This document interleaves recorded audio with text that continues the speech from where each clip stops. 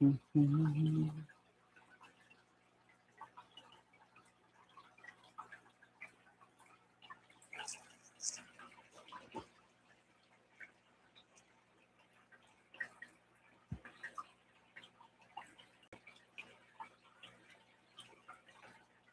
everybody, we are live. Get all my messages set up. All right, and happy Juneteenth to everybody. And it looks like Steve is the only everybody that is here with us, but for anybody watching the rewatch, again, happy Juneteenth. It is June 19th.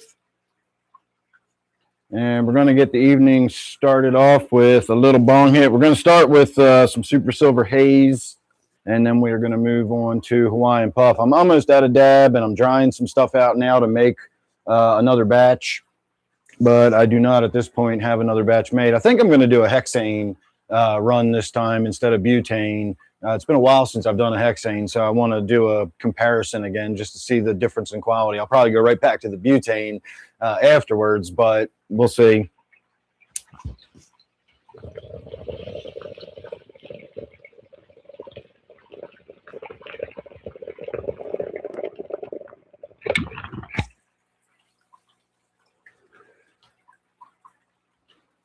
All right, I do want to get some stuff done, but one of the first things we're going to do is work on the pond before we feed it even. And so I want to wait a couple minutes and see if we get anybody else showing up. We had all the way up to 5, but I did my bong hit, and now we're back down to 3. Oh, we're back up to 4. So welcome aboard, everybody. We're going to get to the show here in a minute.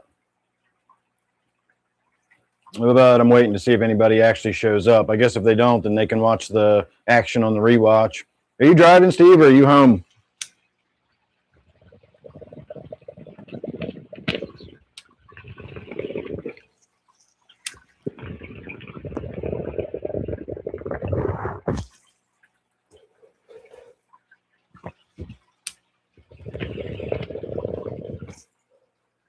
Neil, Kane. How are you two doing tonight? No 30-minute warning. I wasn't really sure. Well, I knew I wanted to do the live stream tonight. I'd planned on it. I actually got some stuff I want to get done tonight. But I was out in the yard and I was doing stuff, and I kind of forgot that it was Friday. My wife's been off work for a couple of days, and so that's got my fucking what day of the week it is all off whack. I've been thinking it's been Saturday all afternoon. We've just been out in the yard doing stuff, and it just felt like a Saturday afternoon. And by the time I realized it was Friday, I didn't even get in the shower until 7:30. So I got down here, got the live stream set up as soon as I could, and here we are.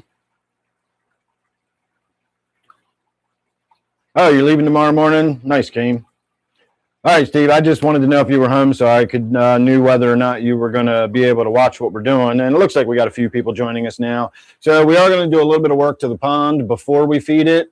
And you'll see why in a second, but let me do this last bong hit here and we'll get the evening started. And this one's a doozy.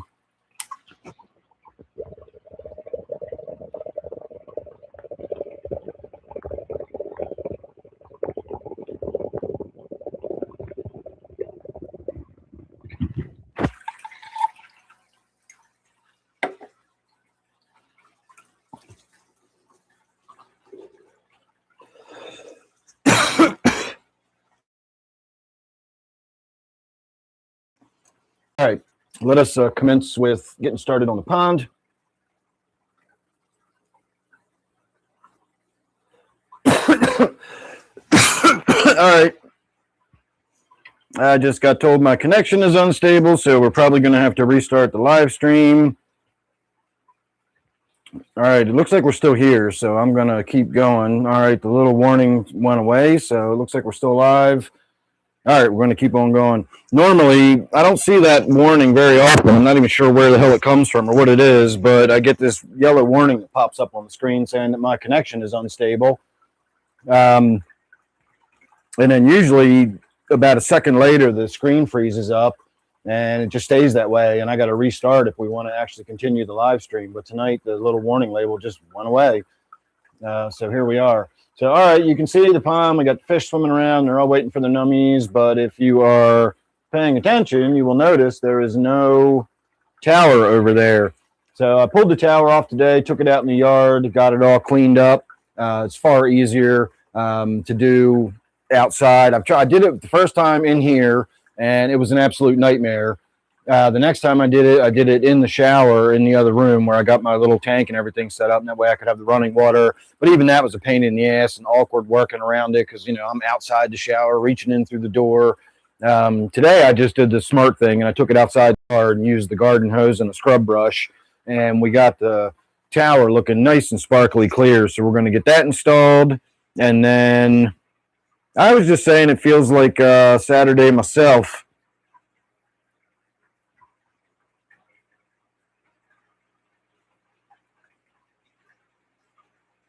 So you put it on at 7:30. Hey, dude. Yeah, mine takes forever to charge. And while the charger I use is not a fast charger, I use the same charger to charge up my vape device. And my vape device, which has a bigger battery, the whole thing charges like from nothing to full charge in about 40 minutes. Whereas my Sea Donkey, just 2.5 hours to go even from a low charge all the way up to a full charge. All right, so the way I've got this set up is pretty simple. There's 2 hooks over the side of the tank right here. I'm going to push some of the air out of it so that it doesn't try to float on me. And then I just have a piece of PVC pipe down here with a notch cut into it. And I use that as a foot for the front of the tank. And so it's got 2 hooks in the back and then a stand in the front, and that holds the whole thing together for me. And now all we got to do is get the water in it. So let me go and get my vinyl tube, and we'll see if we can't do this and get it bubble free. It doesn't matter if I get it bubble free because the next time the fish swim under it or whatever, bubbles will get up into it. But we can, you know, we can try. We can start with bubble free and see where it goes from there. All right, so the first thing I need to do is get the hose in there without getting any water in it. So we're going to put my thumb over the hole. And then once I'm up inside there, I can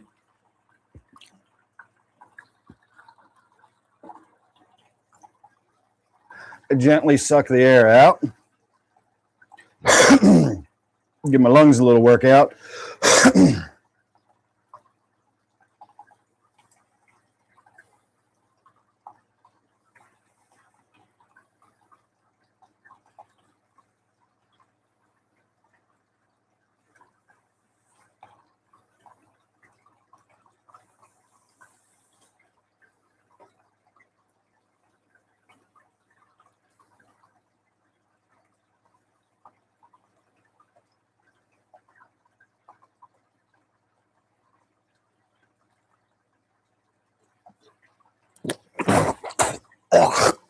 I waited a second too long.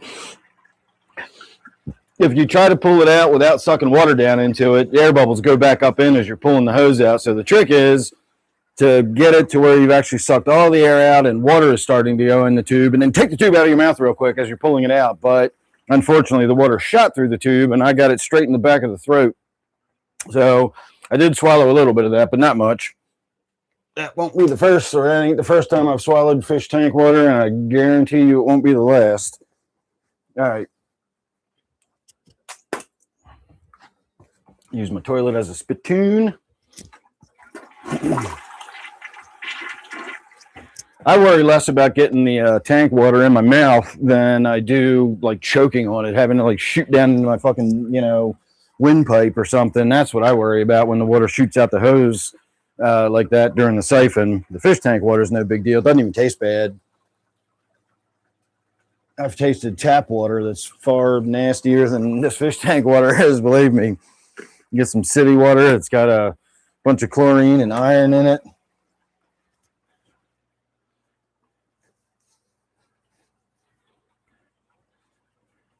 All right, we got a new flavor of vape tonight that we're trying.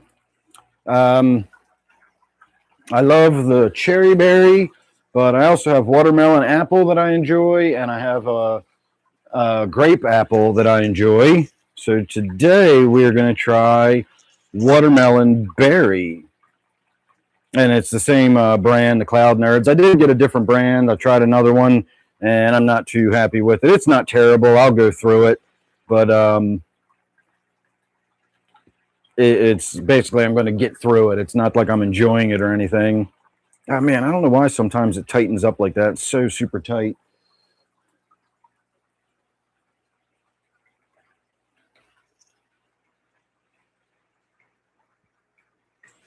All right, let me see where I was. There it was. I missed my stop signs.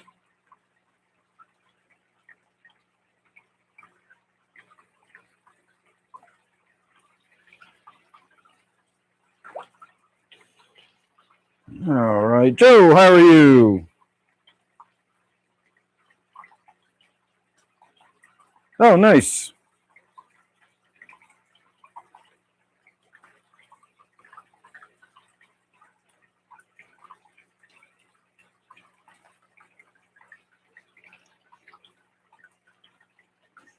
Yeah, I don't know what to tell you about the audio. My end shows that the audio is all playing through clearly.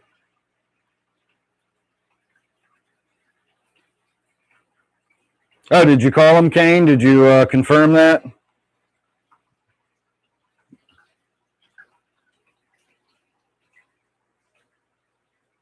All right, let me throw the rest of the food in the tank for everybody. I just put a little up in the tower without thinking about it. Oh, these are actually floating pellets. Let's put some of these up in the tower. This will get some of the bigger fish up in there. I had to skim the pond tonight when I was taking the tower off. You see I got the potted plant over here, the dragon tree. Well, I lifted the pot up. You see how some of the foliage is actually like kind of touching the tank. I had pinched a piece of the foliage along with my tank when I lifted it up, and of course I half lifted the potted plant, which then fell into the damn pond, and it's filled up with my potting mix. So it's mostly sphagnum, but it's about 20% composted manure. And so that fell into the tank, and a bunch of the, potting mix and whatnot was floating all over the surface. And so I had to get my skimmer out. So if you see anything that looks like wood or little bits of wood or brown stuff floating on the surface, that's what it is. I wonder if they're ever going to figure out that the stuff is floating in the top up there.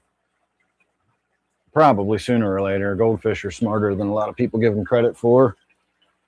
So that was the one bit of thing we needed to get done tonight. And the other bit of thing we're going to get done tonight is we're going to work on my betta tank when we get around to it. And I was really worried last night. I came in and my discus tank was cloudy all of a sudden. And I tested the nitrite, but that was fine. It was 0. So if I got no nitrite spike, I probably also don't have an ammonia spike. Because you can't really have a nitrite spike without an ammonia spike. And if you do have an ammonia spike, it's going to be promptly followed by a nitrite spike. And the nitrite spike is what generally tends to cause the cloudy water in my experience. So whenever I see an unexpectedly cloudy tank, sometimes I expect a cloudy tank depending on what I'm doing. But when I see an unexpectedly cloudy tank that just is out of the blue, the first thing I always do is test for nitrite, and if I get any, then I test for ammonia to see where our ammonia levels are. It might be a little tiny spike, don't need to worry about it. Could be a little more significant, and then you might have to do a water change or something to get some of the ammonia out of the water. I got 0 nitrite. I don't know what it was. I sniffed the tank. I looked around. I couldn't find anything dead. Nothing smelled off. So I let it ride, and here today, it looks okay, but the glass needs a cleaning. I think it would look a lot cleaner. The water would look a lot clearer if we clean the glass. And it's got some like detritus and stuff, a little bit of stuff floating around in it, but it doesn't look cloudy anymore. So I don't know what that was all about. I had like an evening of cloudy water in the discus tank, and then it cleared up. Brenda. Panda butterfly Kikos. No, I've never heard of those.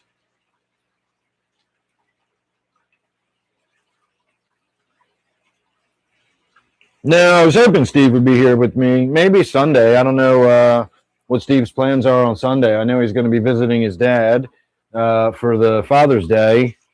And I don't know if it'll be convenient or not to swing by on the way home on Sunday night. But if you want to swing by on Sunday, Steve, for Steve and Dan show, I'd be up for that. Depending, of course, on how I feel Sunday, we can, play it by ear as we go. So this is my massive bud of Hawaiian puff that I brought in for tonight. So this will last all of 4 bong hits, maybe 5 bong hits. I'm going to do little ones, though. Not quite baby bird hits, but we're going to do small ones.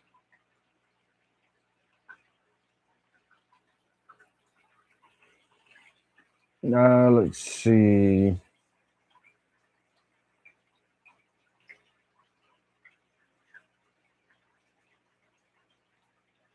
Oh, that's awesome, Kane. You have to send me a picture of it once you go there, after they got it set up, and show me which one it is.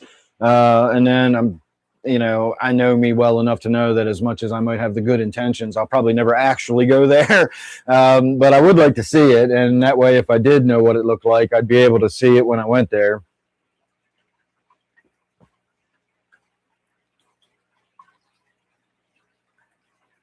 Oh, I can show you some nicer buds. These are just a few I've got.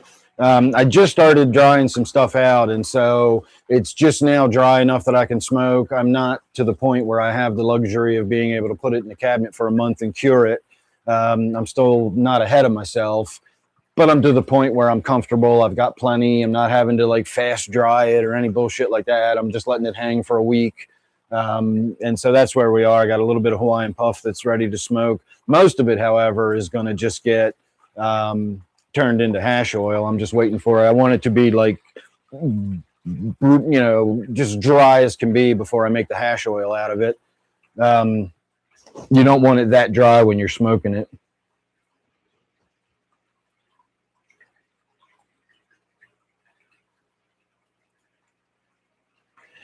Let's see. I'm not sure what you mean there, Brenda, with stall.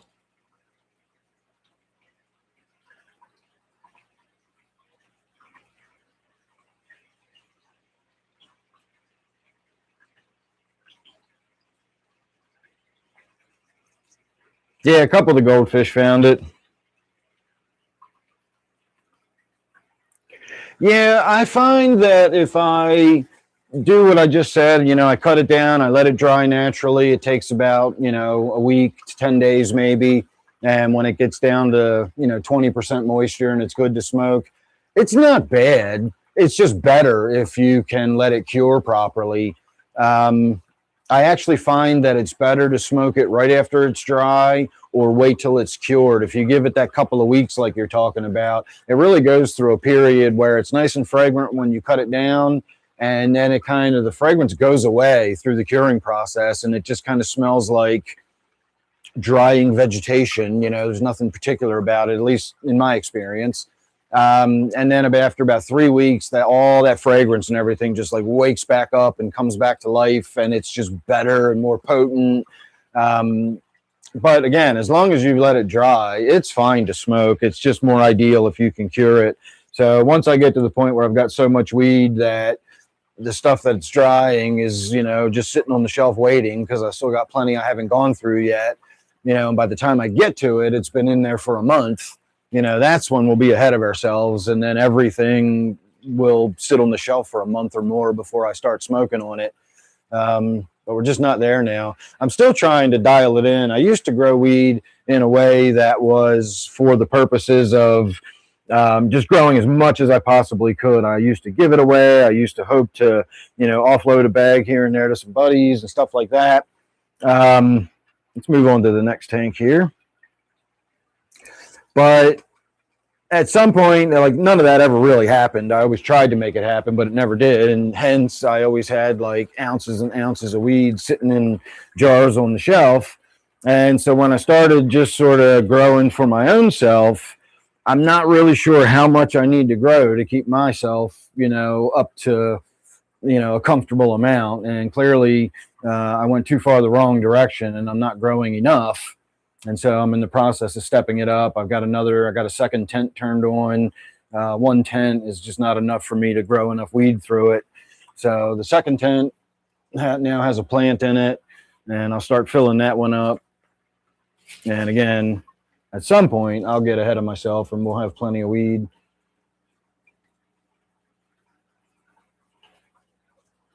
So we're doing the sinking pellets tonight, but they don't sink very well. A lot of them tend to want to float. I don't know if it's because they've been sitting on the shelf for a while and they've dried out. I don't know if there's a moisture content to them that helps them sink, but they do tend to sink after they've been floating for a while. And if I smoosh them around and dip them in the water and soak them, I can usually get them mostly to sink. And any of the ones that don't will eventually get there.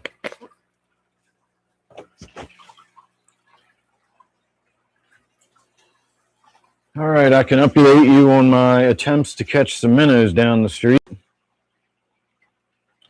No date. I've never had a bristlenose pleco because I don't particularly care for them. And I've never had a common pleco because they get really big and I just never had the room for one of those. But I do like the common plecos.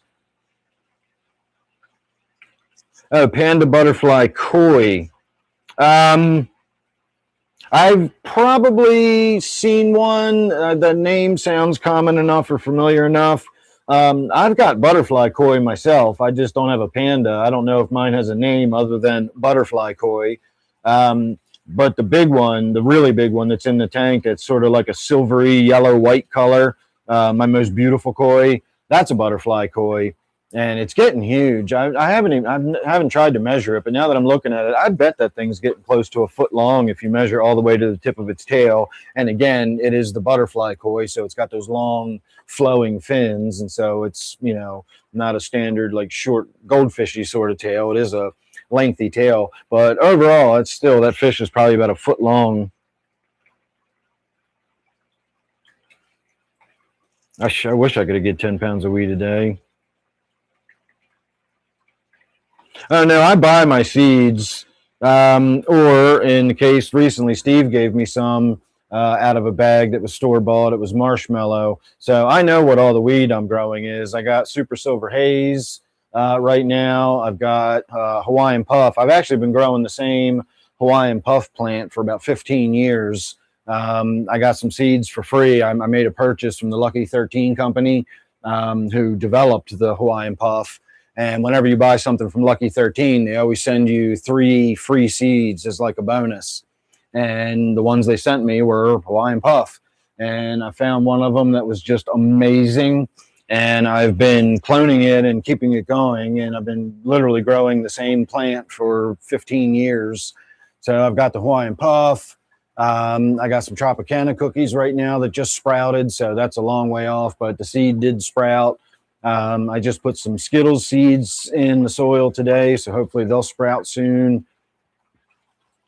And again, the stuff Steve gave me is marshmallow. I did have some Blue Dream and a few others, but I ran into some issues with my soil and none of the seeds germinated. And so I did go through a bunch of seeds that never became of anything. Kind of bums me out. I had a lot of good flavors that I wanted to try. And now all the seeds are just gone. So, yeah, well, I don't have the money to buy any more right now, but I currently have like 4 different strains or 5 different strains I can work on. And of course, Steve's always got his eye out. If he ever runs across, a seed in a bag or something, I'll get that.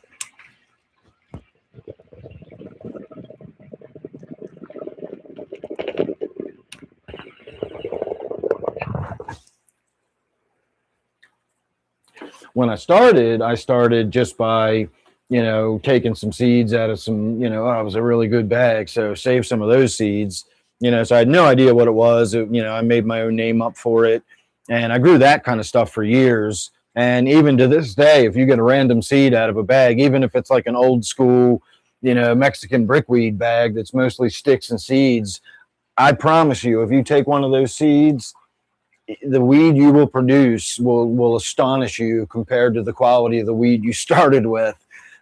It's not the quality of the weed that's the problem. It's the way it's gotten to you, the way it's been dried and packed and compressed and shipped, and it's old.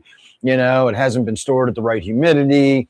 That's why it's garbage by the time it gets to you. If you grow a seed from that, you'll be surprised at how good even just random generic weed seeds can be if you grow it properly in the right environment.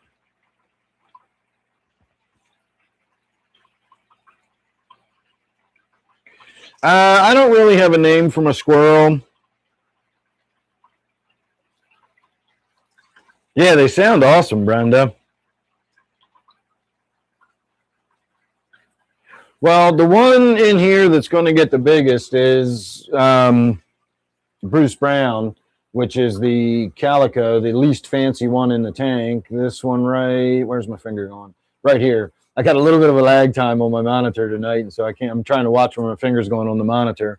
So that calico right there, pretty soon that's the newest fish in the tank.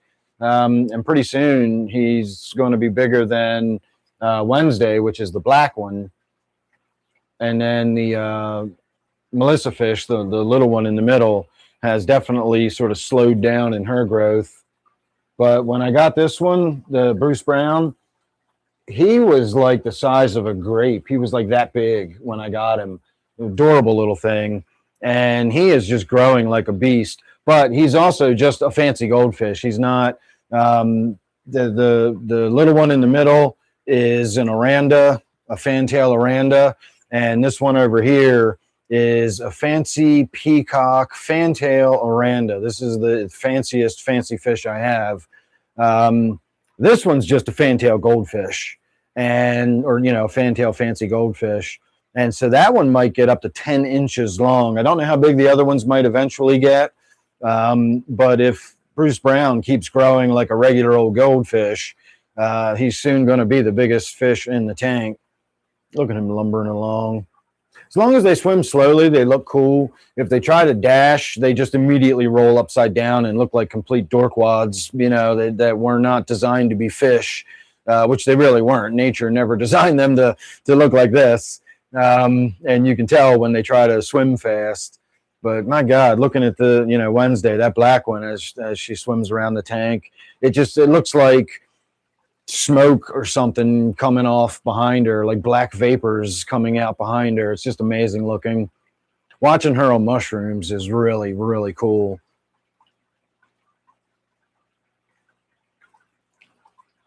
So, all right, let me do another hit and then we'll move on to the next tank. Actually, let me talk about my new flavor, and I haven't actually tried it yet. Let's see what my new watermelon berry tastes like. I'm guessing probably watermelons and berries.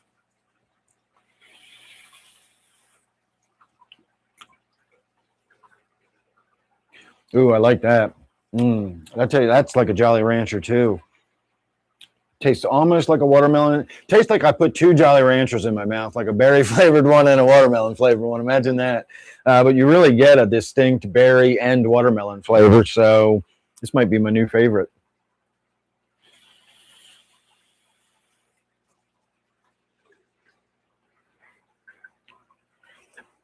The filters I have in this tank are just generic sponge filters. I have one that I still have not installed, and so they look like that. These you can rotate, you can put them downward, and have it like that if you wanted.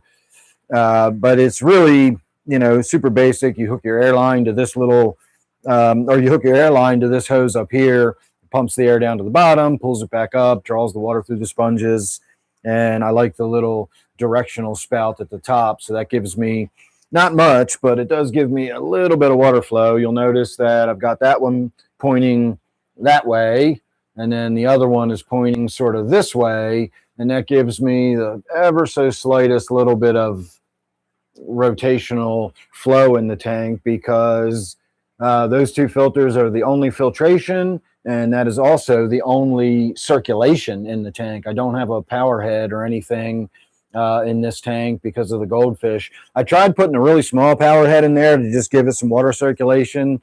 Unless you set up a tank very specifically, every tank needs some water circulation. And I put a really small power head in there, and the goldfish were just not happy with it at all. Even the little bit of water movement, it wasn't even enough to move the plants around, but you could tell the goldfish were getting buffeted and they didn't like it. So I did away with it. I took it back out, and I opted for those little air stones to be all of my water movement in the tank. And since then, it's settled in and is looking great. So did I just say something or whatever? I just went from like 15 people down to 8 in about 10 seconds. I never understand how that view counter works. I ought to just put a piece of tape over the screen where it is so I can't even see it, and then just get on with my show and not think about it. So, all right, let me get the pond light turned off so we get a little bit of less glare. And then we'll move on to the next tank. So the only other work we're going to be doing tonight is working on the 20 when we get around to it. And then, of course, as usual, we'll finish off with the Great Wizard's tank. So let's start with some crisps. Speaking of crisps, I shot video. I've been trying to get some video of me catching some minnows for the outdoor pond. And I have been trying and trying. I shot a complete video that only netted one fish, but I did shoot start to finish. We released it into the pond, and so I may post that. Kind of a letdown. But then I shot more video that was a lot more exciting. I was able to hike up the stream and go to a place where I haven't been able to get to for a long time. And, you know, threw the trap out. Went back to do the follow-up, collecting the fish, and there was nothing in it. So I went back the following evening, you know, shot another, like, here we are again, you know, just pretended the first one didn't happen, the magic of video. Nothing in it again, for all intents and purposes, a couple of crayfish that I wasn't going to keep. And then, so I went back the next day. I went back this morning, and nothing. Like, the trap was completely empty. I'm like, what the fuck? So I tried different bait. I even tried setting up the bait in the tank in a slightly different way. And I put fish food in it. I put a high carry algae wafer, and I put some of my Pro crisps in there and left it there for about 4 hours, maybe 5 hours. Went back this afternoon, you know, shot the whole video, setting it up, you know, getting it out, got my tripod set up. You know, we collected the tank. I set it up in a different spot this time. And I pulled it out, and there were 6 crayfish in the trap and nothing else. So I did shoot like a final, like, this is it, everybody. I'm not, you know, trying this anymore. We'll just do something different. I'll go out to the reservoir, and I'll take my dip net with me or something. I'll find a little school of minnows swimming around, and I'll dip them out. We'll get some minnows for the pond. And we might even be able to shoot another video of me going and throwing the trap out up the stream. Or possibly I'll just stitch all those scenes together in such a way that at least you get to see the crayfish, and I'll show you what I caught and all that stuff. But ultimately, we still didn't bring anything home for the pond except for that one initial fish.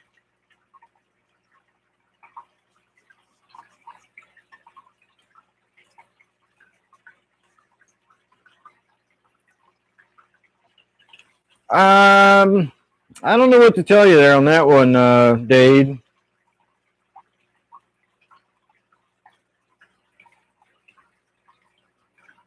Yeah, I'm telling you, Steve, those things take a long time to charge up.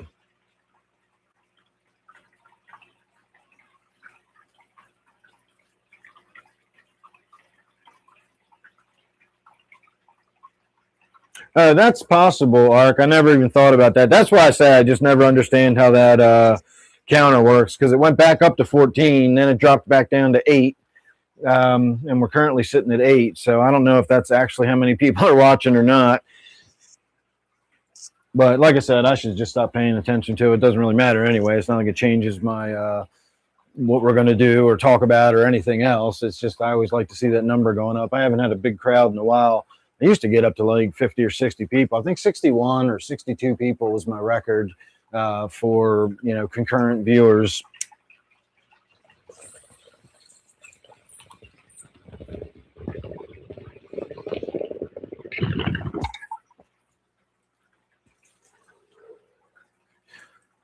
But that was back in the before time. All right, what else did I have to talk about today? I now have about 190 miles on my bike. I was actually thinking about the video today, like working it out in my head, what I'm going to say, how I'm going to approach it. I definitely think I'm going to do it my own way because I do everything my own way. It's not always the best way, and it's not always a successful way, but God damn it, it's my way.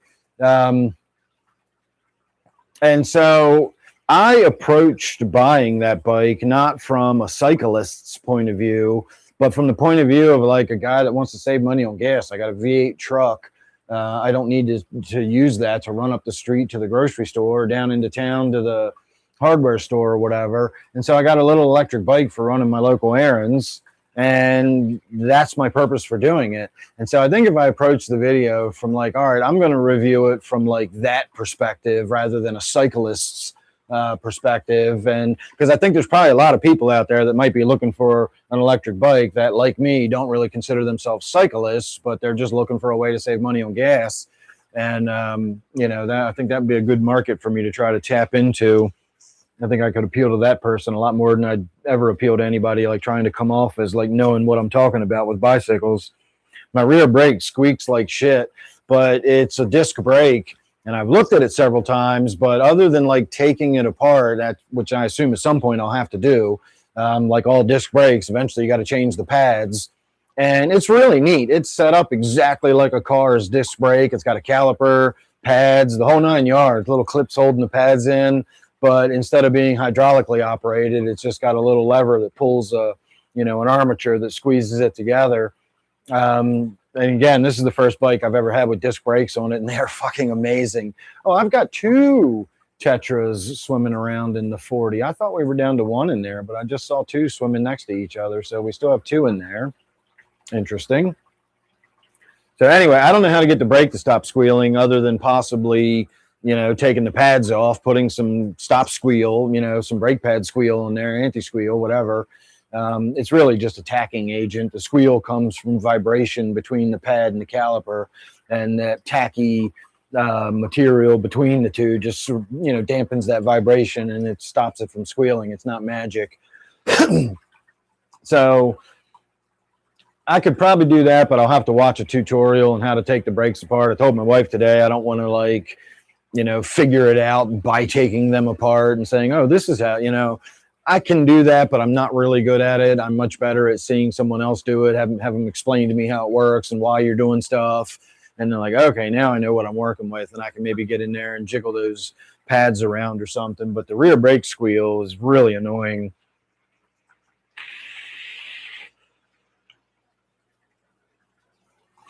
That's funny, Neil. I was actually thinking 3-in-1.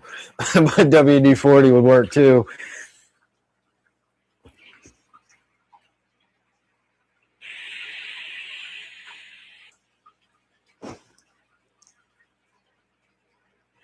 Well, thanks, Joel. I appreciate that. GPs, how are you doing? Yeah, GPs. I think my shrooms turned people away. I know my weed turned people away. I lost a lot of people when I started like doing the weed stuff on the videos. But I also know that me talking too much about my kayak, I'm reluctant. I'd love to gush about my bike. I fucking love it. But I know if I talk too much about my bike, I'll watch that number start going down. People see the live stream, they see the channel, they tune in, they think it's going to be about fish keeping, and they pop in right in the middle of some long kayak story, and they're like, what the fuck is this guy even talking about? And they just move on. And then other people just get tired of it, don't like it. Every time I sort of talk about anything to do with my personal life, aside from maybe kayaking or the bicycle or really non-offensive stuff, anytime I talk about any like real aspect of my personal life, I shed viewers. So I've tended to stop sort of doing that. I try to keep it as generic as possible. If I don't have anything fish keeping related to do or talk about, then I just don't even bother to do a live stream. And my shroom phase isn't done. I'm just don't have any shrooms right now. My last batch didn't work out. I opened the bag hoping like maybe something would happen, and something happened, but all that happened was the surface of the substrate just got covered in a white fuzz, which is basically just mold growing in there. So I'm trying really, really hard to get on top of my spending and my credit. So I don't want to just buy another mushroom kit on credit. Next week, actually, I keep saying the end of the month, but I'm actually going to be spraying my customers next week. So once I get some cash flow next week, I am going to buy another mushroom kit and start again. But, you know, it's going to be 2 months. Like the whole summer is going to be gone before I have mushrooms again, which really bums me out. I was really looking forward to springtime.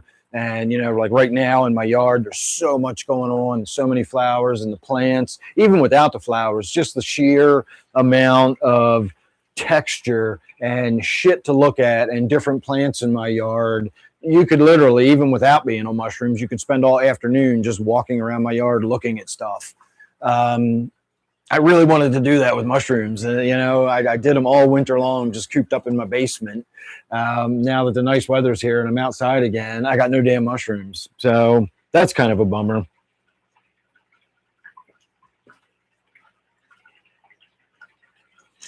Yeah, 6 crayfish and no place for them. I really would love to keep crayfish again. I've been racking my brain about where I could put them or maybe even setting up a little tank. Unfortunately, I don't have any little tanks at the moment. All I've got is a 40 breeder and a 60. And I don't even have room to stick a 10-gallon tank. I mean, I literally was thinking about moving that fan out of the way and sticking a 10-gallon tank just on the floor in the corner as a temporary thing, just so I could have a crayfish for a little while, because I really do like crayfish a lot. They're really, really neat little animals, very rewarding to keep, fun to watch, interesting. Crayfish are just cool. So they do require special care, though. They're easy to care for, but you still have to care for them properly. They got to be in a tank that's extremely well covered. They got to have access to land. They prefer to have like very light, loose gravel, a lot of debris on the bottom, a lot of organic type stuff.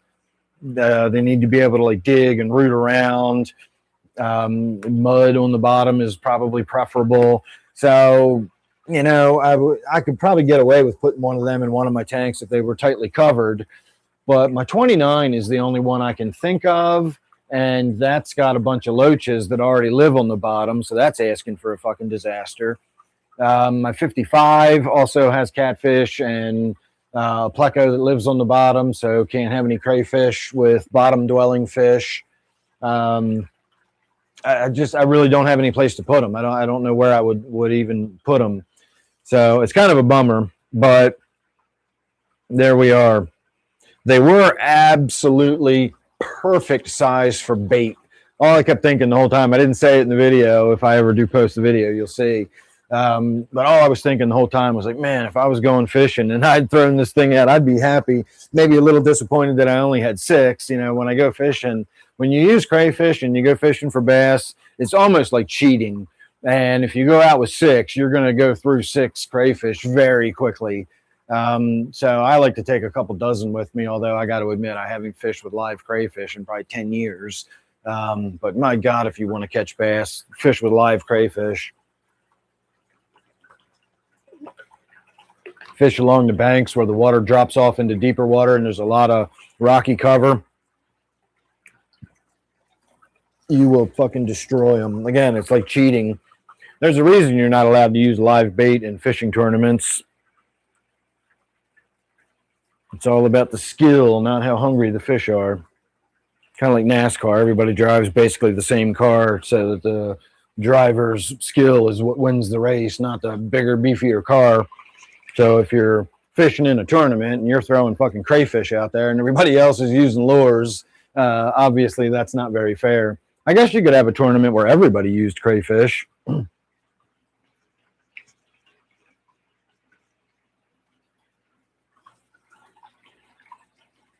right, let me do this bong hip.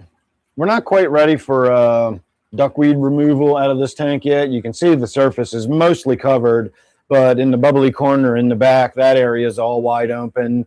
And the duckweed at this point, frankly, is only 1 layer thick. So I don't have 1 hour, 45 minutes. I told you it takes about 2 hours or 2.5 hours on my charger because I don't have a fast, it's an aftermarket. charger that I bought off Amazon years ago, and it doesn't charge really fast. Every time I plug my tablet into it, it says slow charging. You know, plug your tablet into the original charger if you want to charge at a normal speed. And I can't really, even if I'm like watching videos on the tablet while I'm charging it, I still slowly lose power. It takes all day to run it down if I do that. And of course, if I go outside for an hour and leave it plugged in, I come back in and it's made up for it. But if I just left it playing all day, eventually it would run the battery down even while it's plugged in. So again, not a fast charger, but it charges my vape device, my Vapepresso. It charges it from 20% all the way up to full in 40 minutes. So if I put it on a fast charger, it would probably get too hot to touch, and it would charge it in 15 minutes. Dab o'clock. I would do a dab, except I don't really have any dab. I've got maybe like one hit, and it's going to be the kind of hit where I'm like rooting around, the straw at the bottom of the milkshake, trying to get in the crease in the corner to get the last little bit of dab out. So I'm not even going to worry about it. I'm going to let that weed dry out for another day or two, and then I'm going to make another batch of the hash oil. But again, we're going to do the hexane again this time. I'm not going to use the butane. I'm going to try the hexane hash oil.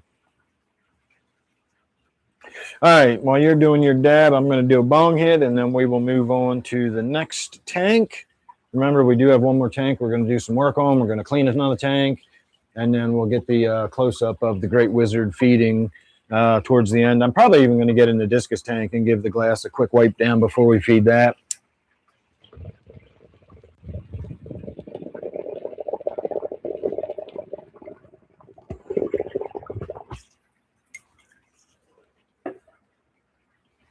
And remember, everybody, just because I don't necessarily have anything fish keeping related on my mind in particular, doesn't mean I'm not here for you. This is, that's why I make myself available. If you've got any questions, anything going on with the tank, any questions about my tanks, by all means, please ask it.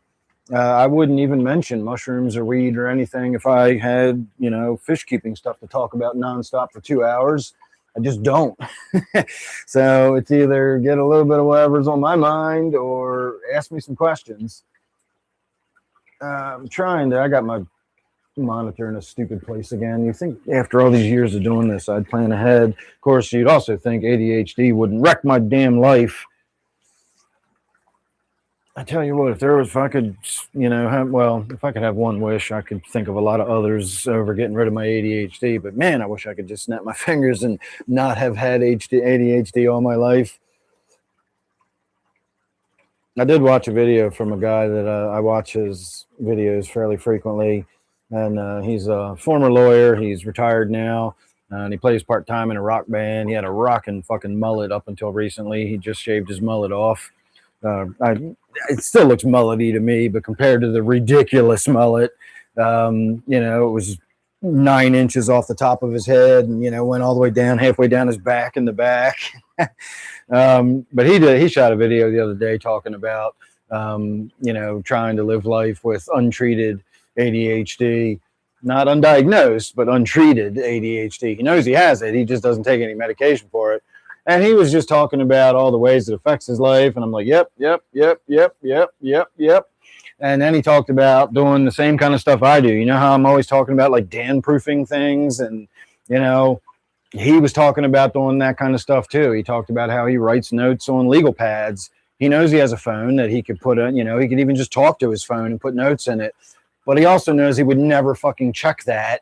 And so he uses legal pads. I'm the same way. Like I have so many people tell me, I'll use like a mechanical egg timer, and people are like, dude, you got a timer on your phone, right? I'm like, yep, sure do. That's why I use the egg timer, because I'll use the egg timer. I'm tactile. I like to touch things. I hate my touch screen phone. I wish I had fucking clicky buttons to push. And he's the same way. I need the notepad. I need to write it down. I'm a Post-it note guy myself. I have little Post-it notes all over the place. But it was just interesting hearing other people, talking about the little things they do to help them cope with their own, I know I do this kind of stuff. And again, with my fish tanks, I've talked about this all the time. I Dan-proof them. I know I'm going to forget to turn that fucking filter on at some point. Maybe not often, but it will happen. I guarantee you it will happen again in the future. And so I've always set my tanks up so that if I forgot to turn my filter back on, they would be okay. And of course, eventually, I don't know why it took me as long as it did to put two and two together, but I realized that if my tanks are set up to run without the filter, should I ever forget to turn it back on, and in one case, it was 3 months before I realized that I forgot to turn it back on. Um, why do I have the filter there in the first place? What's the point? You know, if I literally set the tank up so that it can function without the filter, should I forget, why not just not have it? And so that's kind of what I'm in the process of doing now, is like defiltering all my tanks and just going to the next level of simplicity. I'm a big fan of simple. I think there's an elegance to simplicity. The more simple you can make something, you know, if you can paint a painting with one curvy line, you know, look at some of Picasso's work. You know, the amount of information he could get out just with a fucking line on the piece of paper. Like it's honed down to the most elegant simplicity you can get. And I appreciate that. And so my tanks and, you know, other aspects of my life as well. But my fish tanks in particular, I do go for that.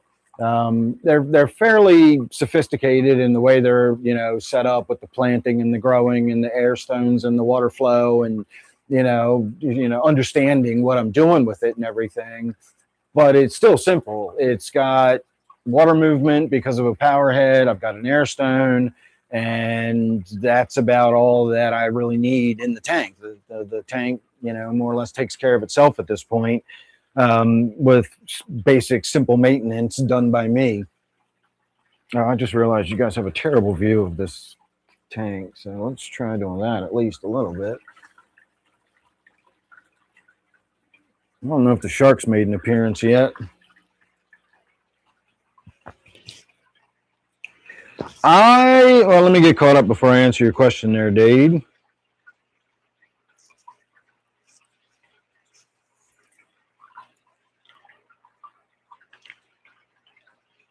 Well, the amount of shrimp will probably be your friend there, Bob. I was stunned at the way, you know, I've heard, you know, shrimp suggested as a good cleaner and a good algae cleaner.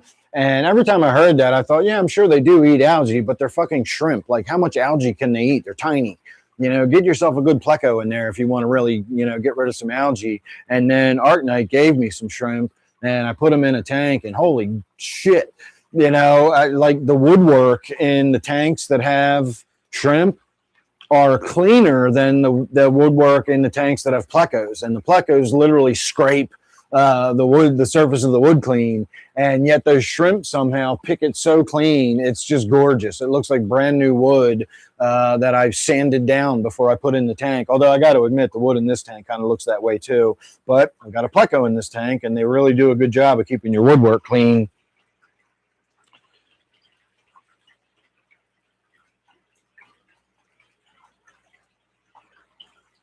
Yeah, I haven't seen Ohio Fish Rescue pop up in my feed in forever. I don't really watch other people's fish keeping videos. I guess YouTube eventually got the point and stopped putting them in my feed. Now that I'm thinking about it, I don't really get anybody's fish keeping videos anymore. When I was a young teenager, 12, 13 years old, I fucking loved the Transformers cartoon. I watched it every afternoon in my, you know, daily afternoon lineup. I would come home, you know, watch, you know, 3 or 4 cartoons that I liked, and then go out for the afternoon. And of course, I didn't come home till the streetlights came on. I am definitely Gen X. But that's about it. I think I might have watched like the first Transformer movie when it came out in theaters with my ex-wife. So that tells you how fucking long ago that was. I've been with my correct wife now, my current wife, for, God, we started dating in 1999, 27 years now we've been together. So yeah, it was with my first wife that I saw the Transformers movie. So that's how long it's been since I've paid any attention to the Transformers. Robert.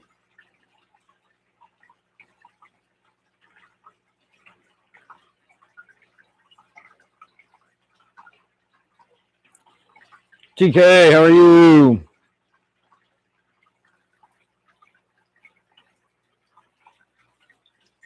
Yeah, now that light can get in the tank, you can actually see how blue that discus is. Steve threw a good question out there. For aquarium backgrounds, are they for our viewing, just an aesthetic piece, or do they serve an actual purpose for the fish? And the answer, as always, is it depends. Think about the tank you're looking at right now. I do have a background on it, and I have that background on there more for me and for the aesthetic purposes of it than I do for any other reason. If that background wasn't there, there would simply be wood paneling behind the tank, and that wouldn't really impact the fish in any way. It would just be an eyesore visibly. But the tank is so shallow. It's it's the 55, so it's only 12 inches from front to back, and you would just see right through it. And so if I put a background on there, I could do, and this is certainly completely up to you. I've had them in the past. Again, I started with much more whimsical and traditional tanks. I've had the blue backgrounds. I did have one background on one of my tanks for a couple of years that was actually a coral reef. I had freshwater fish with some freshwater plants in it, and the background was a coral reef. And never bothered me. I knew that there was the fucking, juxtaposition between the two visuals there, but I just liked it. I just thought it was a pretty looking tank. So you can do that for whatever reason you want. I use a dark, like a purple color. You could use like a midnight blue. I don't recommend black. Black will tend to give you there's a wall behind the fish kind of feeling to it. Whereas if you use something like a deep purple or a midnight blue or something like that, it will much more give you the impression of looking like if you just went down underwater and were looking through the water. You can see off into the distance, but your vision just fades as it gets further and further away. There's no wall there. It just sort of fades into darkness where you can't see. If a fish swam away from you, it would just swim into the darkness and vanish rather than hitting a wall. And so I don't like that sort of wall looking background. And the purple, I'll grant you right now, it's a little obvious because the tank is so open. But when this tank is nice and lush and full of plants and you're focused on the foreground, your mind, you're not seeing that like bright blue background or that dark black background. Like your mind just erases it. It's just distance. And so I like that aesthetic in the aquarium. But if we look at my 40 here, take you off your perch for a second. This tank doesn't have a background. And let me see what you're looking at. It's kind of hard to tell this tank doesn't have a background. You're not seeing that horrible 1970s wood paneling. This house was built in 1977. I don't know when they built this room down here, but, that looks like 1977. But that doesn't. And the reason is this tank is 18 inches deep. There's a lot to block your vision and distract you and, see in the foreground. And then, of course, we have all of that cover over the top blocking a lot of the light. So you really do get the natural darkening as you move towards the back of the tank, and you just don't really sort of see through it. The 55 is completely different. If there was no backing on that tank, you'd see a big wooden gap. There's also not a lot of light going down back here either, shining through. Whereas with this tank, there's, a 6-inch gap. I used to have hang on the back filters on this tank, so I designed it so they'd be far enough away from the wall that I could put them there. This tank, in order to fit on the ledge, I had to put it right against the wall. And so that darkness back there also sort of alleviates the need for a background. So ultimately, it depends on your circumstances and what you're looking for, how you want it. The only time I would say a background is helpful for the fish is to block their view of something. A lot of my tanks, like this one, for example, if you'll notice, I have a little piece of cardboard and it's white, doesn't really serve any purpose other than to block the view into that tank and vice versa. So these fish don't see those fish or think they can swim into that tank and bash into the glass, etc. So think of that in the same regards as you would think about a background. Is there a reason you don't want the fish seeing out that side of the tank? Do you have the tank on one of those, open walls between your kitchen and dining room, and you don't want the fish being disturbed by all the commotion of the walking back and forth in the kitchen? You put a background on it, although I don't know why you'd put a tank in that position if you didn't want to look at it from both sides. But you get the idea. If there's a side of it or the back of it or something is going to, have something that's going to disturb the fish, you want to block the view from a household cat. There's a lot of reasons you might want to put the background on there for a fish, but like biologically, functionally, I can't see how that would really make a difference. Although I did just come up with a scenario. Functionally, if you had a tank that was had its back towards a window or something, and you were getting a lot of natural sunlight coming in there, you might want to reduce the amount of natural sunlight you're getting in order to cut down on algae and overheating on the tank and that sort of thing. So you might want to put a background on there to block the sunlight. So hopefully that was a thorough enough answer. You tend to get your money's worth out of me when you ask a question. That's what I should start doing the I only answer questions when somebody gives me a super chat. I'm just kidding, of course. That's a fucking dick move. I do get it. Like if you're live streaming and you've got 3,000 people watching and the comment section's going by so fast you can't even read it, then sure, all right, you got to pick and choose who you're gonna respond to. Then obviously the ones that are donating you money are the ones you're gonna pick. But I will certainly never be in that situation. So I appreciate the donations, but I will still answer everybody's question in due course. I actually thought about that the other day. Somebody gave me a $10 super chat and asked me a question, and I saw it and I was like, oh, thanks. But I still asked them to wait a minute while I scrolled back, and I answered 3 other questions from people in order before getting to the person that had given me a $10 super chat. But I will say I did give them more than a $10 answer. I busted out like testing equipment and the whole 9 yards. I explained shit that I'd forgotten I knew about in their $10 answer. So they had to wait a little bit for it, but they did get it.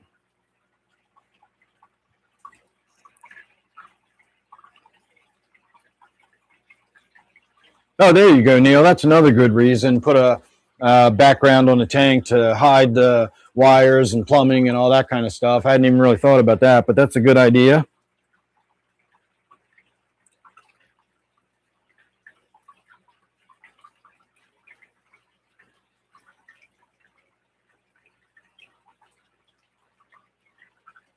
Sounds more like you're autistic, Ark.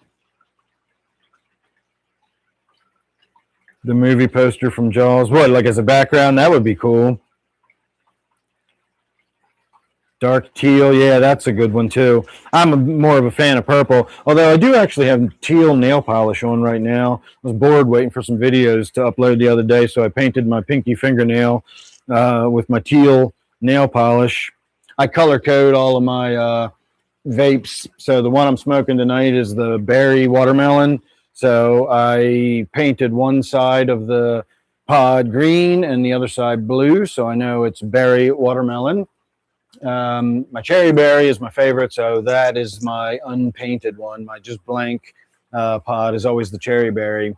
But my watermelon I paint green, the grape I paint purple, and then that other weird flavor I have, that cake batter stuff I don't like. I didn't have a color for cake batter, so I used my silver sparklies, and so that's got silver sparkly nail polish on it. But since I know what that means, I know that that's my cake batter with the silver sparklies. So that's another one of my ADHD things, is I color code stuff like that. Here, I'll show you. I know all of these labels have writing on them, and they tell me what they are. And the labels themselves even have subtly different colors.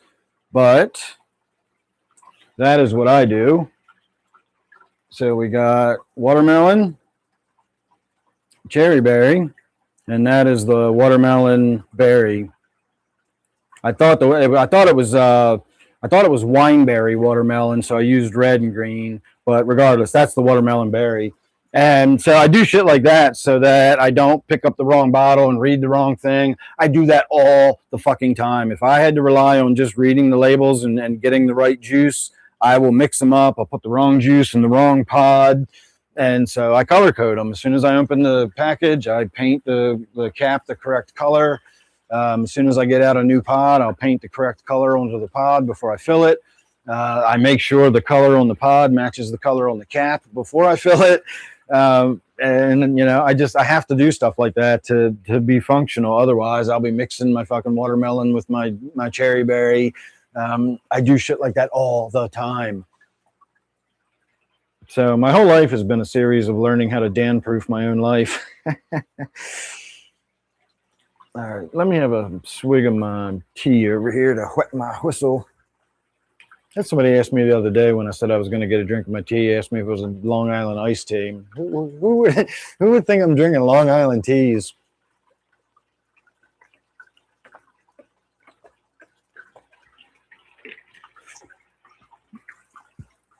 I always had a love relationship with Long Island tea. Dangerous fucking drink. The only drink I can think of, I don't know why I'm going to go off on a tangent about alcohol. I haven't drank in 15 years. The only thing more dangerous than a Long Island iced tea, and I could even argue that the Long Island tea is more dangerous, but grain alcohol is just a fucking killer. People do not realize how little of that shit you need. It's an unpleasant drunk. It's horrible. I hate the grain alcohol. I would buy it occasionally because it was super cheap and I could make it last and go a long way when in my alcoholic years. But even that, I was like, oh, that's just fucking terrible. I would always just resort to cheap vodka. But grain alcohol is awful. But Long Island tea, if it's done right, man, that is a super, super dangerous drink.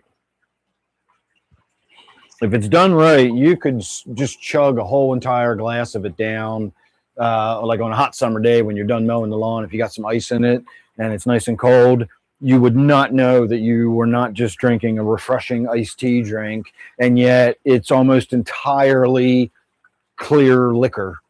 It's like an entire glass of clear liquor with a tiny dash of Coca-Cola in it to give it that iced tea color. That's it. That's the only non-alcoholic ingredient in the whole thing. It's an entire glass of liquor, and you can drink it somehow like it's fucking iced tea. It's just, again, if it's done right. If it ain't done right, then it's not a good drink. But if it's done right, you'll think you're drinking a refreshing iced tea.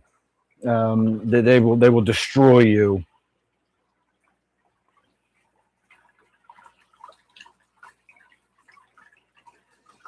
Artistic, good one there, Steve.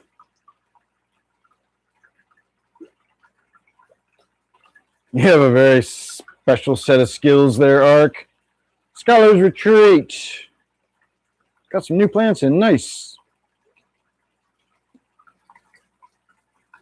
All right, enough of the alcohol drink. I'm going to do another hit. We'll have a look at this tank for a little bit longer. We got some interesting stuff going on in here. Actually, let me turn my light off so you got that stupid glare removed from your view.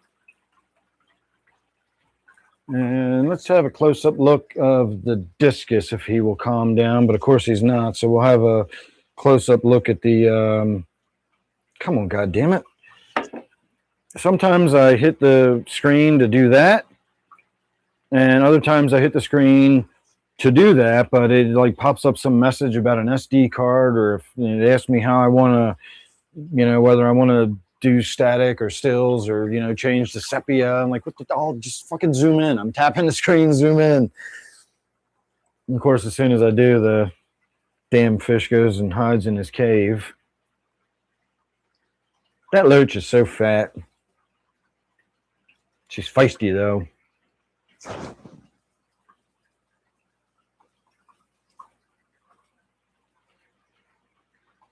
It's my last gourami in the tank. I still call this my gourami tank, but it's my last pearl gourami. She's old, so we'll have to see how much longer I've got her. I'm still on the fence about whether I'm going to put any new gouramis in here or not. I probably will, but we're going to have to wait until the tank is a little less populated before we do so. At least we'll have to get some of the skirt tetras out of there. I still have no idea where I would rehome my Raphael.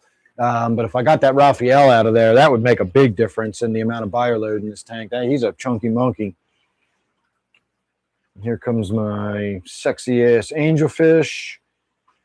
You guys have no idea how sexy that angelfish is. You have to see it in person to really fully appreciate all the subtlety and nuance. It is absolutely gorgeous.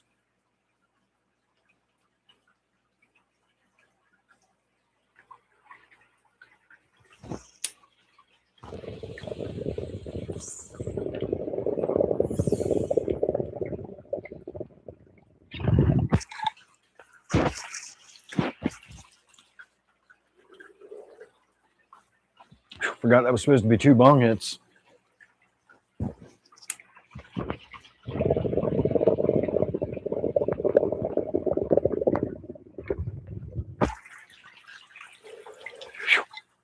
Still 2 bong hits. That could have been 3 good ones. All right, let us moveth on.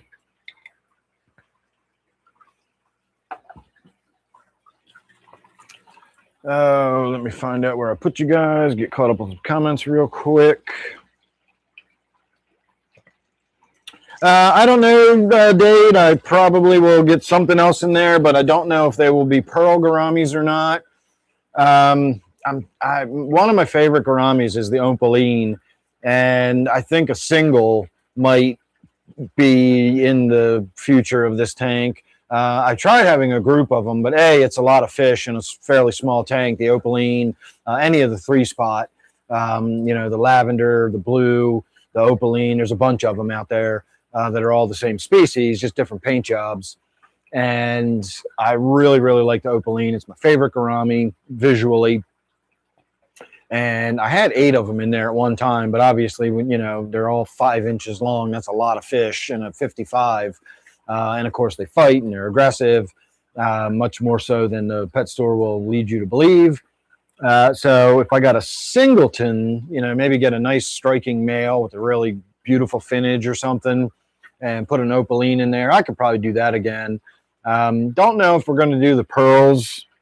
I do like the pearls, but we'll see. TGI for Fun Day. Oh, I had to read that one. How are you this evening? Yeah, she's thick. I didn't even think about that. I should have been a little more complimentary of her. For a long time, I thought she was pregnant, and then just after, a while, and it's been years now, obviously, but after a while, I just decided, no, that's just what she looks like. She's a big girl.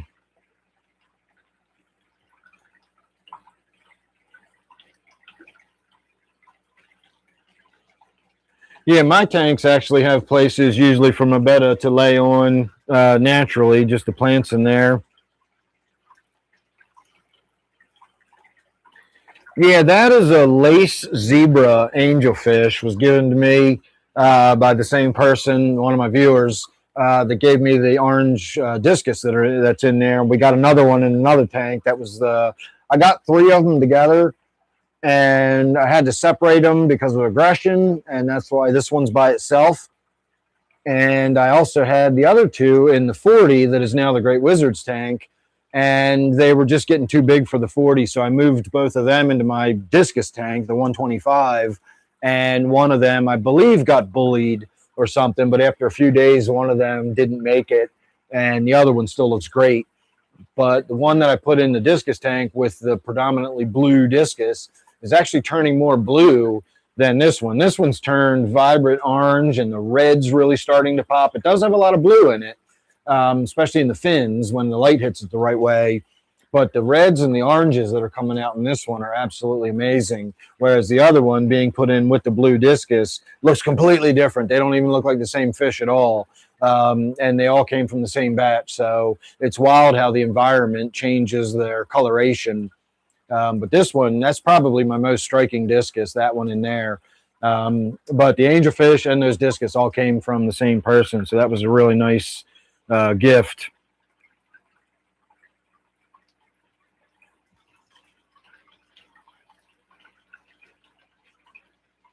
Superfly indeed.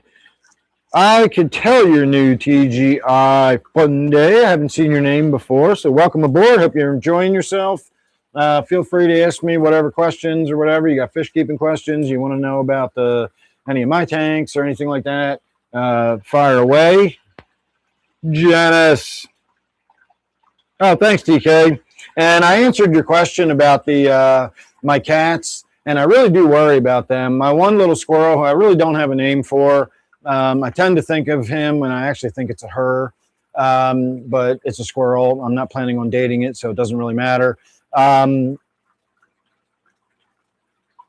It has one ear that the back edge of it's missing, so it's got like a flat edge on the back, and the other ear has like a notch taken out of it. And so I tend to think of it as notch, but I got one squirrel that lets me walk right up to it, but totally ignores the peanuts. Not interested at all. I've dropped the peanuts. It sniffs it, walks away. Now it doesn't even sniff them because it knows what I'm dropping. No interest whatsoever in the peanuts, which blows my mind that a squirrel doesn't like peanuts. But my little friend, Notch, we'll call it, he comes up to the back door looking for me, and he comes almost up to the back door. And it's starting to worry me because a lot of times my cats will be lying out on the porch in a way they're behind a planter or something. And they don't necessarily hunt the squirrels, but they're cats and they have instincts. And when a little squirrel walks up right in front of them, even Squeaker, who's old and doesn't really bother with that kind of stuff anymore, even he will occasionally sort of go after them. He went after a chipmunk this morning. We have a little chipmunk that always visits the feeder. I also give the chipmunk peanuts too.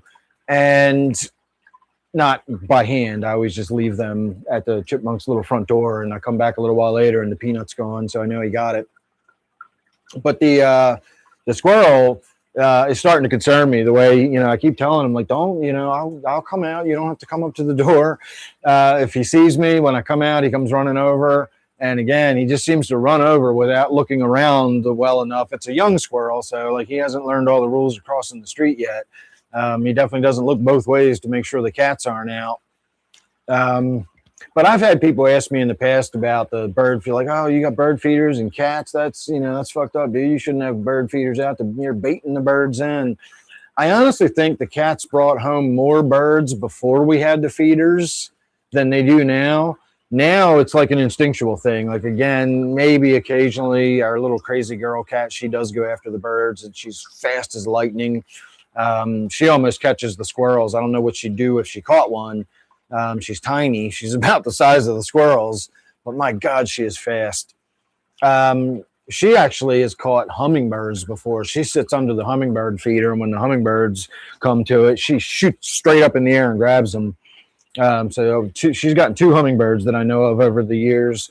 But overall, they don't bring home any critters any more often than they did without the bird feeders there, because we have the gardens and all the bugs and the insects, and we've always had birds and stuff in the yard. So I don't really see it as an issue. But this squirrel, I kind of feel responsible for. I'm basically training it to like come to the back door looking for me. And if one of my cats kills my little friend squirrel, I'm going to be really upset with myself. I'm not going to blame the cat because, cat's going to cat, not their fault. It's my fault for luring the squirrel to the house where I know I have cats.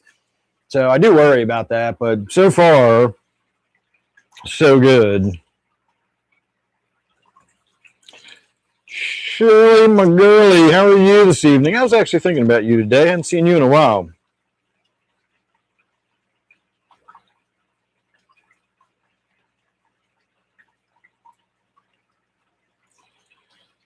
Oh, thanks, Steve. That discus really is gorgeous.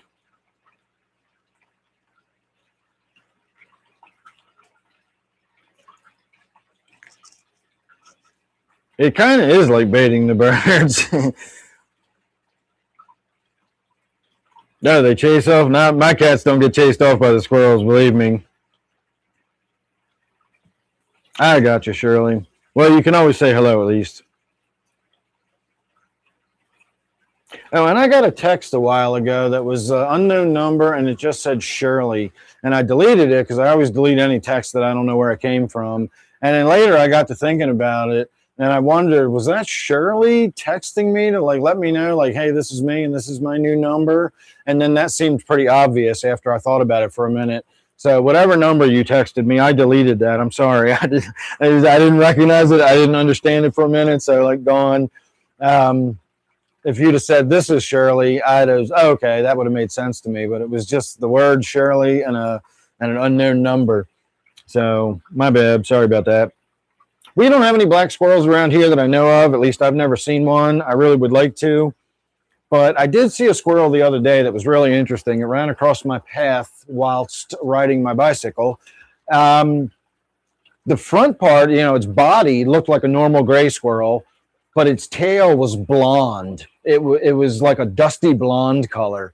Never seen a squirrel with a blonde tail before. I've seen piebald squirrels before with like white patches on them. And I have seen black squirrels before. There was one at my parents' house. But I've never seen a squirrel with a blonde tail. So it must have been some kind of genetic mutation, but it was really neat looking.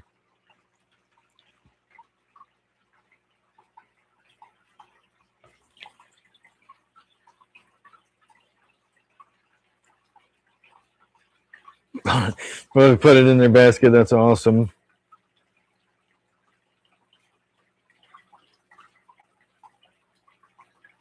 Oh, then I made the right instinctual call. Something didn't feel right about it, and so I deleted it.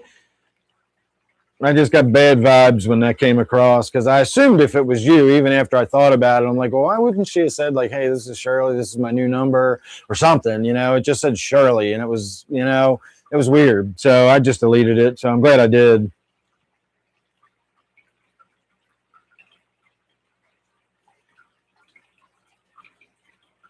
Oh, your yard's full of black squirrels. Where do you live? Like, you know, what state? You don't have to give me your address, obviously. So I'm in northern Maryland. All right, let us moveth on. We're going to skip over a couple of tanks here. For anybody new, this one is kind of, I don't know what we call it. I'll say under construction, although I haven't done anything to it for a while. It probably looks okay to you, but the lights are not functioning properly. If you actually look at the hood, you can see the lights on the one side are out. I spilled coffee on it one night. It was Steve's fault. He distracted me and I bumped my coffee. And I picked it up as quick as possible, but the tank got all, you know, it was coffee with my chocolate creamer in it. So the tank got all boogered up and we did a, you know, emergency water change, but it fried those lights. And so now the tank is really dimly lit. This side where the lights are has a lot of plants growing near the surface. And that side doesn't have any lights. And honestly, the only fish left in there is that angelfish. So let me throw some food at that real quick. We'll skip over my Great Wizards tank because we're going to finish the night up on the Great Wizards tank. And again, if you're new, the Great Wizard is my Polypterus. It is the Great Wizard Qui Quad. But, you know, we're friends, so I just call him the Great Wizard.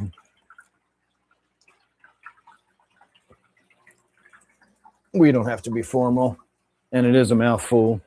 And it's an inside joke that I find amusing every time I say it, even though Steve and Zini are the only two people that actually understand what my inside joke is. And they probably always will be the only people that know. All right, we are going to do work in this tank, so we'll get to that next. But let's get my poor little discus fed here first. And let's get the glass wiped down a little bit first. I'm not going to do anything major, just a quick rub down on the end that we look into. Gaze into my tank. All right, watch out, everybody. Come on, bugger off. Watch out. You too, watch out. Come on, guys. Every single time. Come on, watch out. Come on. Yeah, mule. Get on.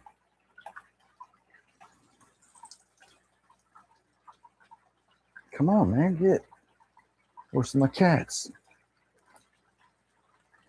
Although I got to say, the fish are very unlikely to trip me at the top of the steps and plummet me to my death like the cats are plotting to do.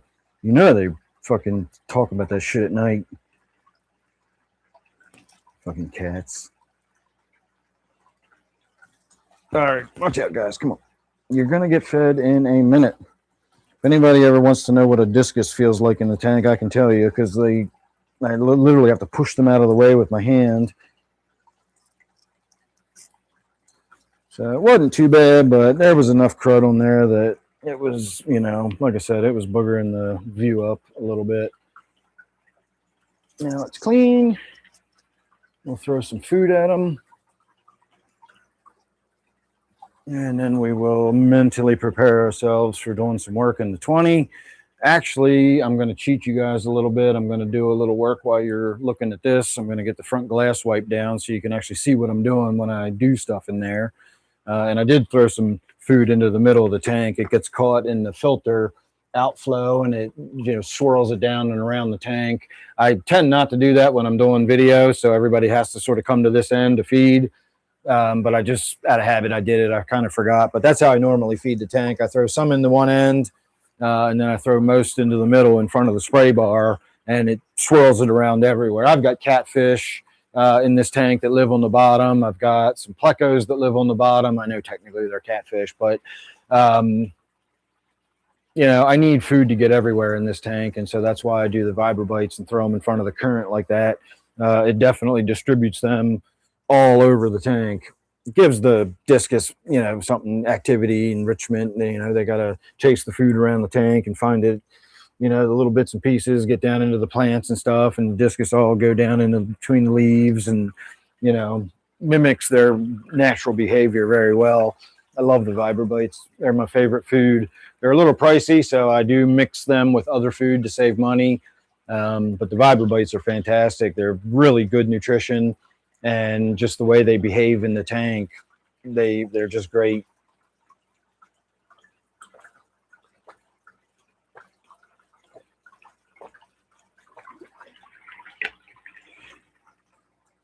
Oh, me aching back.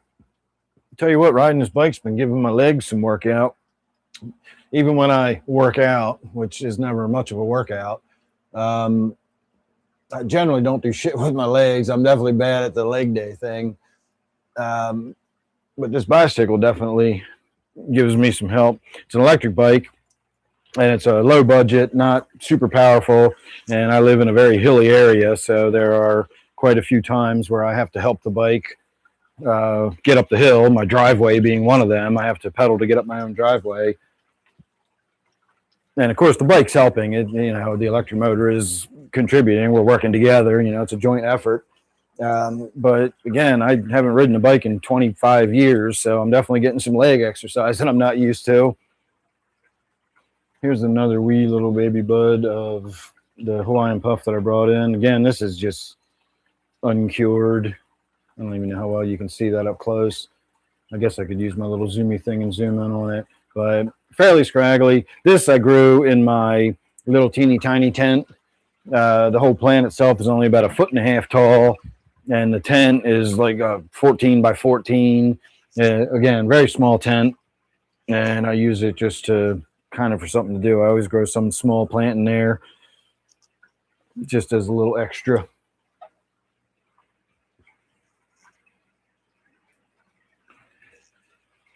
All right.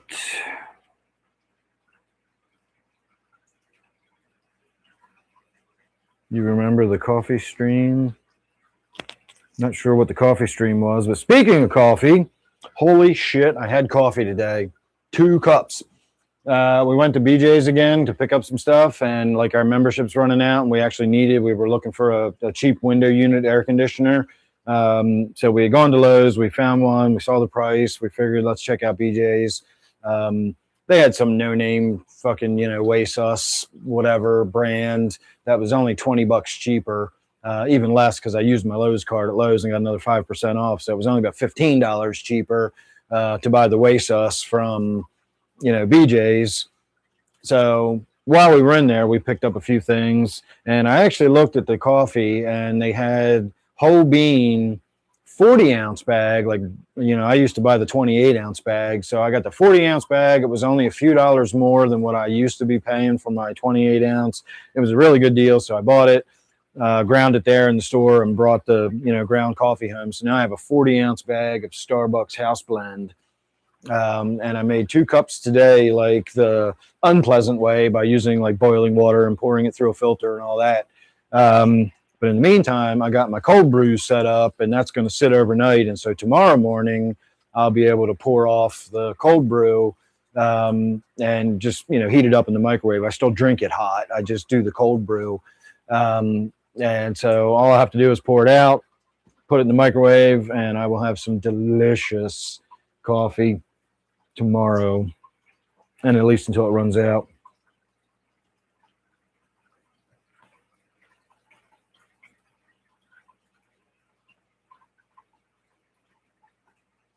Yeah, if it ain't one thing, it's another.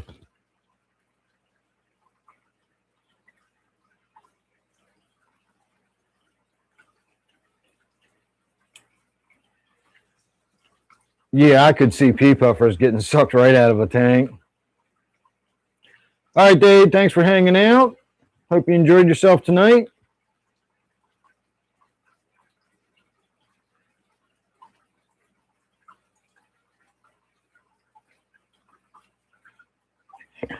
Give me a second there, scholars. That'll be a long-winded answer, so let me get caught up on some comments, and then I will be happy to talk about killing Java fern. I don't know how you do that, but I've got an idea. Yeah, it's not the water hardness, it's the pH. Check your pH and see what it is. If you can do it now and you can tell me what it is, I'm going to guess it's above 7.8.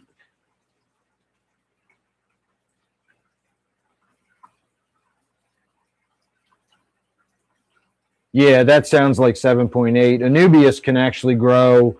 Anubias is one of the few plants that you can grow in brackish water. And so that, because of its nutritional needs, can tolerate a much higher pH than most other plants, including Java moss. So if your pH is above 7.8, you're going to be able to grow very few things in your tank. Some Java, maybe some Java fern might grow. I've done that. There's a few things you can grow in higher pH, but most things, like once you get above 7.5, it gets more challenging. And once you get above 7.8, it becomes almost impossible to grow anything. And it's got to do with the solubility of the nutrients. They only fall within the soluble window between a certain pH window. And so all the nutrients fall in their solubility. Some have a really wide band, some have a really narrow band, but all of them line up between about 6.5, maybe 6.6 is your sweet spot. But 6.5 to about 7, maybe 7.1 is ideally where you want to be for your plant's nutritional needs. The higher you go above that, again, every nutrient has its own window. Some are wider, some are narrower. So the higher you go, certain nutrients start dropping off. And when you get to a certain point and calcium starts getting blocked out, the lack of calcium starts doing all kinds of things that block out other nutrients. And so you get this sort of cascade effect. And after you get above a pH, again, of about 7.8, it becomes almost impossible to grow anything. The more acidic side, you got a little more forgiveness. You can go all the way down to the upper 5s before you're really starting to block out key nutrients. But you will eventually, even when you get down on the acidic end, you will start blocking out nutrients. But that's the reason everybody says you can't grow plants in hard water, because usually, not always, but usually harder water has a higher pH, and it's the pH that's doing it, not the water hardness. They're just making an inaccurate association between the two, or I should say an inaccurate correlation between the two. There is an association, but not necessarily a direct correlation.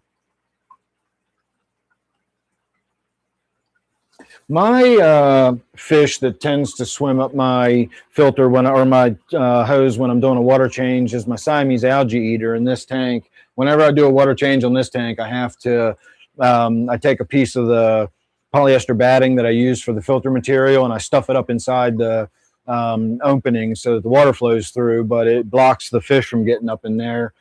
I've checked, I've been looking at the tank and like, my God, that thing's taking forever. It seems like it's barely draining. And I'll go check the other room and like the hose outlet, like water's barely dribbling out of. I'm like, what the hell's going on? The first time I made the mistake of like, drawing on it, sucking on it and trying to pull water through it, thinking it was clogged. And when nothing happened, I came to the other end and looked, and my poor Siamese algae eater's head was wedged into the hole and was clogging it. So I actually pulled it further in. And so I didn't know what to do. I pulled it up, I lifted it, I drained the water. The fish stayed stuck in the tube. And so I ran in the other end, ran back into the bathroom, and I picked the hose up again. And this time I blew into it. I'm giving you guys all kind of fodder here tonight. So I blew the hose, and sure enough, when I got back in here, the fish was out of the hose and swimming around the tank. And it's still alive. I've had that thing for years, and it was already full-grown adult when I bought it. So I don't know how old that thing is, but it's been stuck in that hose at least 4 or 5 times. And now I try to remember before I even start the water change to just stuff the batting in there and block it.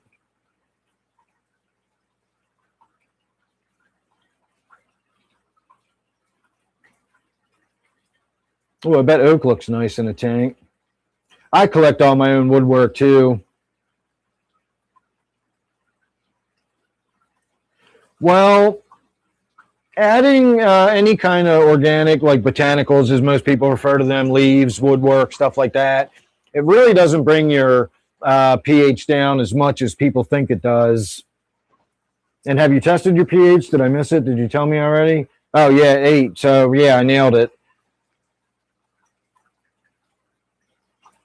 I missed that as I was scrolling. Yeah, pH of 8 is tough.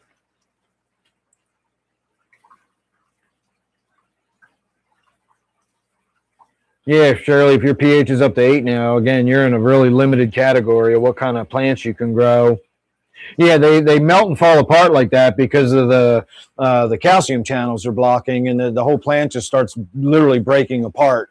The calcium kind of helps hold the plant's cell structure together, and without the calcium able to be absorbed, the plant literally just dissolves. The cell walls just break down and fall apart. So that's exactly what's going on with your plant there. George, how are you?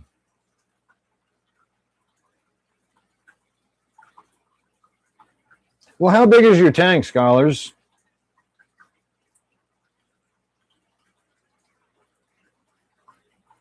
Yeah, if you get the right kind of aqua soil that's designed to lower your pH, then you fill the whole substrate with that. And then, of course, if you also add, tannic acid in some way, whether it's leaves or woodwork, again, it's always going to be an equation of, well, it's about to get super complicated because we're going to start talking about carbonate hardness, which is not the same as general hardness, but it's the carbonate hardness that affects your pH. So if you got a pH of 8, then you've got a lot of carbonates in your tank. And so to simplify things, let's just think about the carbonates as antacid. Think about a Tums tablet. That's sodium bicarbonate. It's the carbonates that neutralize acids. Now, the acid that we have in our tank is actually hydrogen ions, and the more hydrogen ions you have in the tank, the more acidic the water is. Hydrogen ions are produced during your nitrogen cycle as the ammonia gets oxidized and broken down into nitrite. Hydrogen ions are released. When the nitrite gets oxidized and turned into nitrate, hydrogen ions are released. So your tank is always producing acid, whether you've got any woodwork or anything in there or not. The nitrogen cycle itself is going to be producing acid. So if we think about those hydrogen ions in simple terms, and we just call that an acid, and then if we think about the carbonates in simple terms and think about that as an antacid, now it just comes down to what do I have more of and where is it coming from, etc. So if you've got a lot of carbonate, you've got a lot of antacid in the tank, you're going to have to put a lot of acid in the tank just to balance out the amount of carbonate that's in the tank. And that's just going to get you to ground zero. If you want to bring the pH down, you've got to add more acid and get above the threshold of where they're just sort of balancing each other out. If you've got more carbonate, your pH is going to go up. If you've got more acid, your pH is going to go down. And for me, I dial it in to where I've got just the right blend of, add a little bit of crushed coral to the tank. So I want something in the tank to combat the continual addition of acid. Again, your tank is just always producing these hydrogen ions. And so if you don't have any carbonates in the tank, your pH will just get lower and lower and lower over time, causing eventual tank crash. So having some buffering capacity to sort of prevent that drop is right where I want to be. My water's neutral and I want to keep it there. And so I put just enough carbonates in the tank to balance out the relatively small amount of acid I have in the tank. If my tap water was, 6.1, then I'd probably have more crushed coral in my tanks to offset that additional acid. I'd need more carbonates to achieve that sort of neutral balance point. So I hope that all made sense. I know it gets a little bit complicated, but it really is a simple equation. Just think about acid versus antacid. And, again, if you've got a pH of 8, you've probably got an awful lot of antacid in your tank. So my suggestion would be, if you've got a carbonate hardness test that and get an idea of just what your carbonate levels in the tank are. If you've got more than like 8 or 9, you get up to like 10 or 12 up into that window on carbonate hardness, not general hardness. But if you're up at like 10 or 12 in the carbonates, you're going to need a lot of acid to offset that. I mean, to the point of like adding vinegar to the tank to try to get on top of how much, antacid you have in the tank. And again, with plants, pH above 7 is almost death to all plants. Even a pH above 7.5, and you're getting into some tricky territory. 6.5 to 7 is going to be your ideal pH for growing plants. And most fish can tolerate a neutral pH. So that shouldn't be an issue. If you have hard water fish, you can keep the water hard, but lower the pH to around neutral, and you'll be able to have both the hard water fish and enjoy plants at the same time.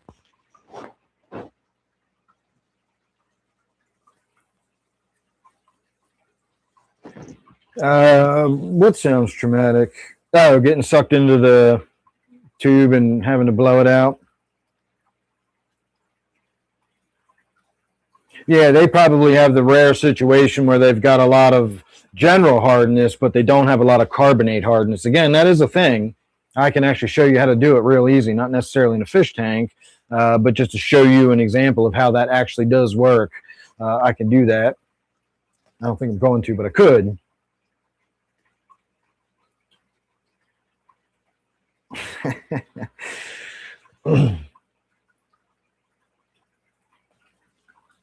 It's a 55. Okay, the reason I asked the tank size was instead of getting like an RO system set up, if you don't do frequent water changes and the tank's not too big, you can go to Walmart or Publix or Kroger, wherever, and just buy their gallons of drinking water. You could probably get away with using the distilled water. I recommend the drinking water because the drinking water does have actual mineralization in it, and that way you won't have to worry about it, whereas the distilled water is just pure water, and that's not necessarily good for the fish either. But if you've got a small tank and you don't do huge water changes, you buy a couple gallons of that. They're like 85 cents or 90 cents a gallon for water. And over the course of a year, you're going to spend $10 rather than installing an RO system and that sort of thing. So that's why I was asking. 55-gallon tank, and maybe a small RO system might not be a terrible idea. If you want to soften your water, lower your pH, that sort of thing. I had a RO system installed. I know I said I was going to do this while I was feeding the other tank, but I was getting some good questions, and so I focused on that and completely forgot about this. You can see the sheets of cyanobacteria peeling off the glass. This isn't algae on the glass, it's cyanobacteria. I'll try to get as much of it out of the tank as possible rather than just spreading it around. And I think today we're going to start, watch out, little buddy. I think today we're going to start with my actual siphon hose, just the open hose, and then we'll come back and we'll do a little bit of gravel vacuuming as well.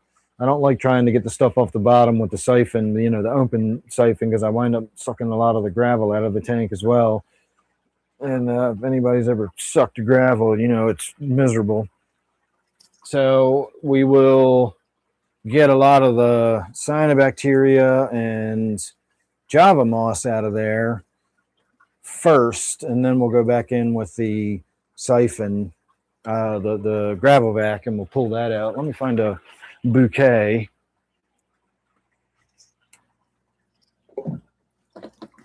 A dear Liza. All right, we got a bucket. We got my gravel vac, but we're going to start with the non-gravel vac.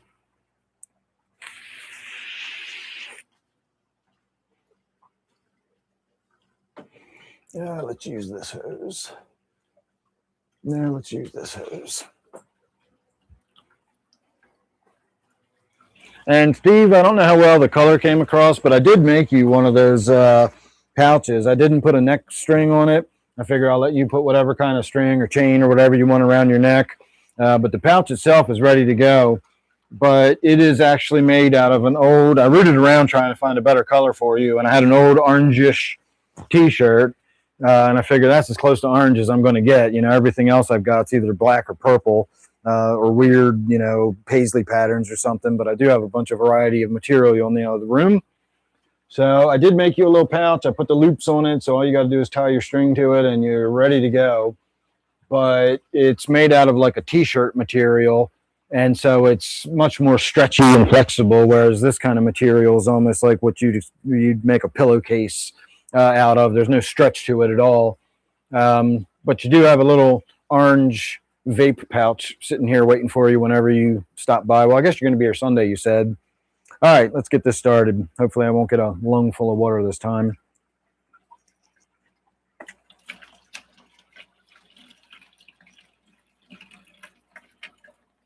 All right, we're already clogged up. Now, unfortunately, this hose is really short, so I got to be really, oh, there we go. That's exactly why I'm using this hose. The other one is thinner. It's the same thing. It's just a vinyl hose, but it's much thinner, and it's got like a kink in it. And I wind up getting stuff stuck at the kink, the choke point. And it winds up getting clogged up all the damn time. Come on, piece of wood, get out of my way. Worse than the fish.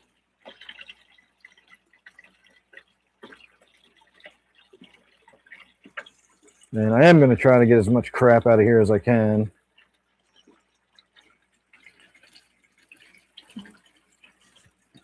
There's what's left of an African water fern attached to this piece of wood, but it's been killed, basically drowned off.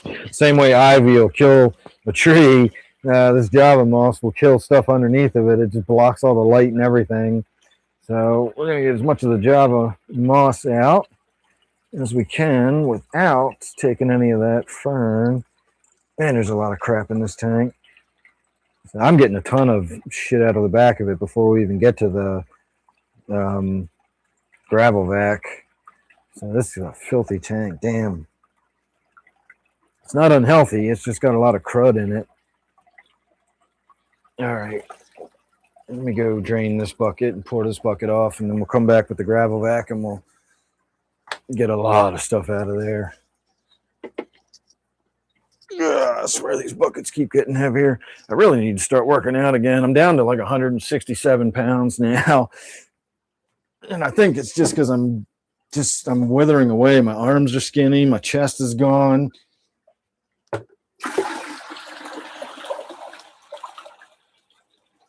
don't remember the last time I actually worked out. I don't even remember the last time I did sit-ups.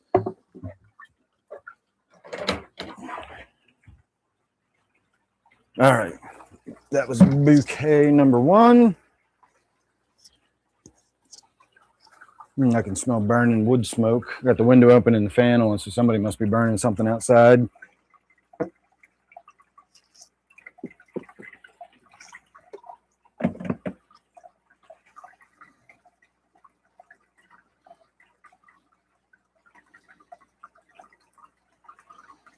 This stupid piece of wood's really getting in my nerves. Watch out, fish. Come on. Come on, everybody. Watch out.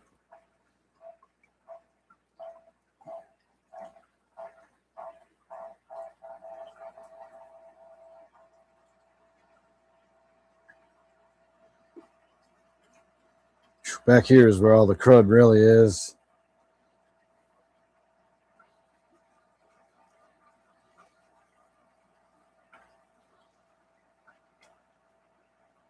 Surprised I haven't clogged the top part of it. If you're familiar with these kind of gravel vacs, they've got a little valve at the top that floats, opens and closes, and it catches any large debris. It's got a little grate across the front of it to prevent fish from getting, sucked out of the tank. And I cut all that shit out of there. It clogged up so quickly. Even the water's barely draining out of it. I don't even have that bucket a quarter of the way full yet. And it's just clogged up with all the crud that's coming up through here. It is still drawing it up, but not much.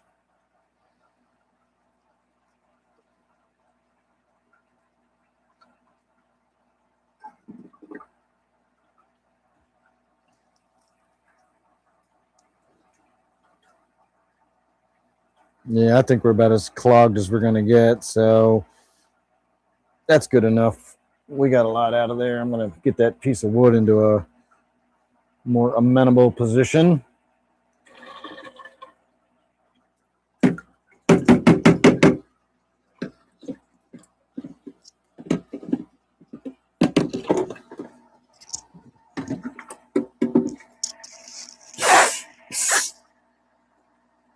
All right.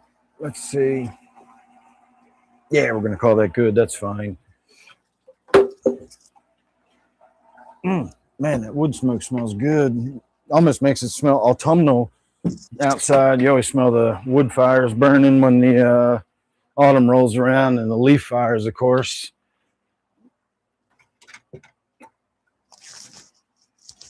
But we're still getting down into the low 60s at night, so it could very well be somebody's got their fucking wood stove heating their house.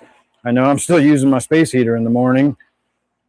We leave the fan on overnight, so it's, cooling the house down, saving us on the air conditioning.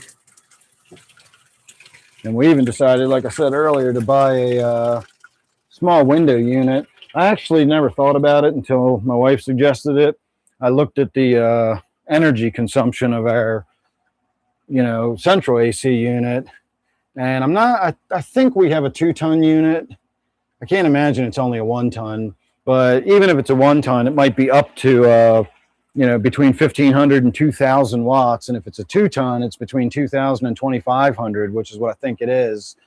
And the window unit draws about 500 watts. And so all we need to do is just, we don't care if the house gets hot during the day. That's no big deal. But sleeping at night is a different story. And so on any night where the outside temperature is above about 75 degrees, we're just going to turn the little window unit on in the bedroom, run it for that night. If it's cool the next night, we won't have to use it. And so overall, it's going to save us a lot of money on the electricity bill while still allowing us to sleep. So far, we've only used the AC twice this year. And neither time did we run it for a full day. We only ran it just enough to bring the temperature down, and then we turned it off again. So hopefully with the window unit, we won't have to use the central AC at all this year. Save a ton of money.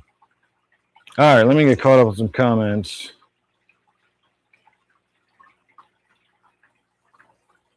Let me keep paying attention to the fact that the tank is filling. Yeah, it's the carbonate hardness you need to worry about. Scholars Retreat. This is A&A.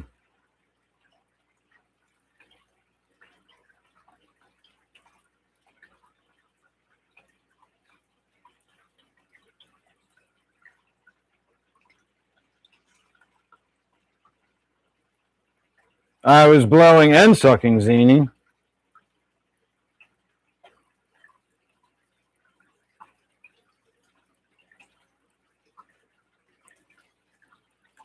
Let me see.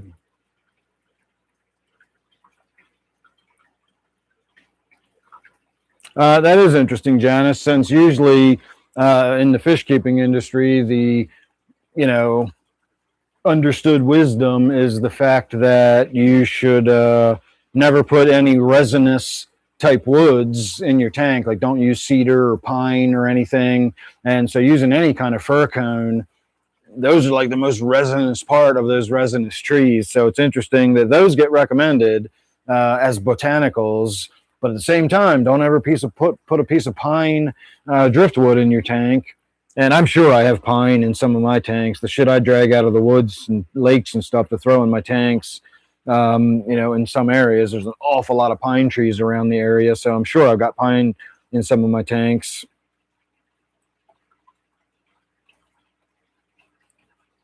Well, if your carbonate hardness is only 3, you should be able to bring the pH down fairly easily.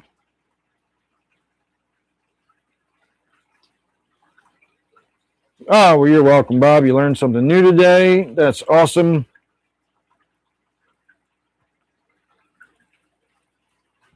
All right, I'm still paying attention to that tank that's almost filled.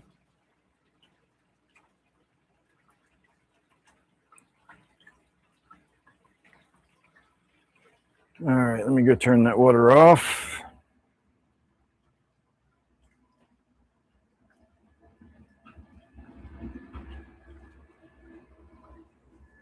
I don't even take shit off my cats.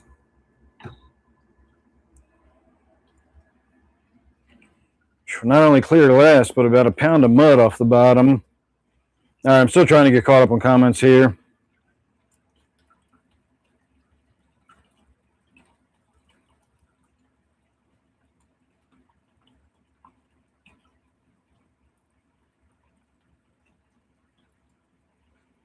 All right, just reading along.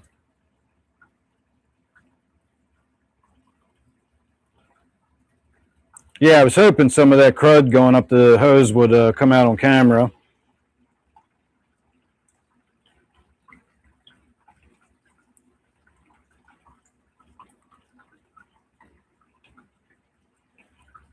Yeah, dude, we're still getting temperatures dropping down into the low 50s. I woke up the other day, it was 52 degrees outside.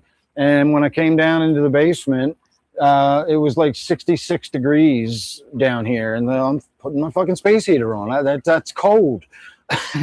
So it's like the latter part of June, and we're still having temperatures in the low 50s overnight. And I've looked ahead for the next week, at least till next Thursday. It's going to be down in the low 60s overnight. And so again, even if it gets up to like 90 degrees during the day, the house doesn't get that hot. And then as soon as the temperature starts going down for the evening, again with the fan on in the window, it pulls the nice outside of the house. Oh gosh, I wish you guys saw that drop, fumble, recovery. I almost lost my tablet again, but with my cat-like abilities, I recovered it before it hit the ground. Probably going to have strained muscles tomorrow, but at least I caught it. All right, we're going to move on here in just a minute and look at the Great Wizard's tank. And wow, it's already 10 o'clock tonight. It's flown by.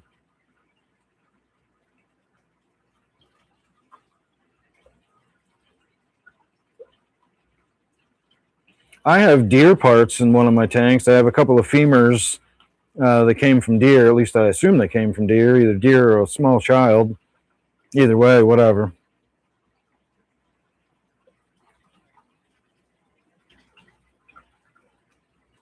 Oh, I know what kind of cones you're talking about, Janice. Okay, yeah, that is different. Yeah, all right, that makes sense then.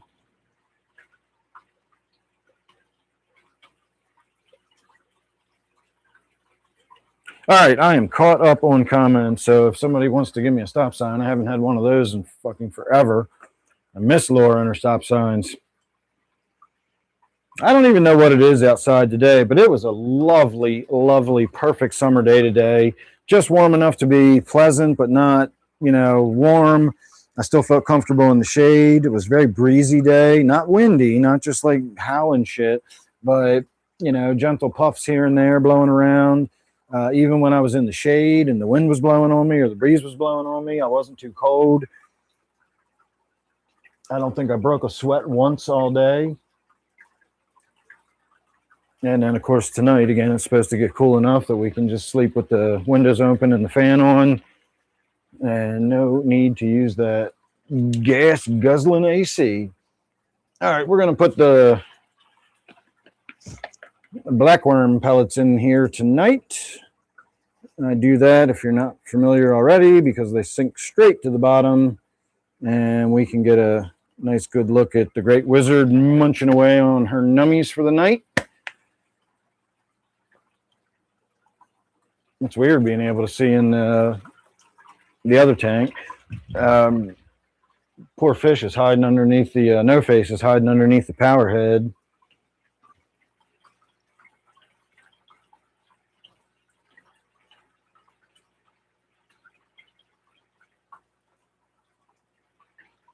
All right, let me angle this. See if I can lower the camera just a little tiny bit. You're right on the edge of the tank, but I want you to, there you go. I want you to be able to see right to the edge. That way you're not missing any of the action.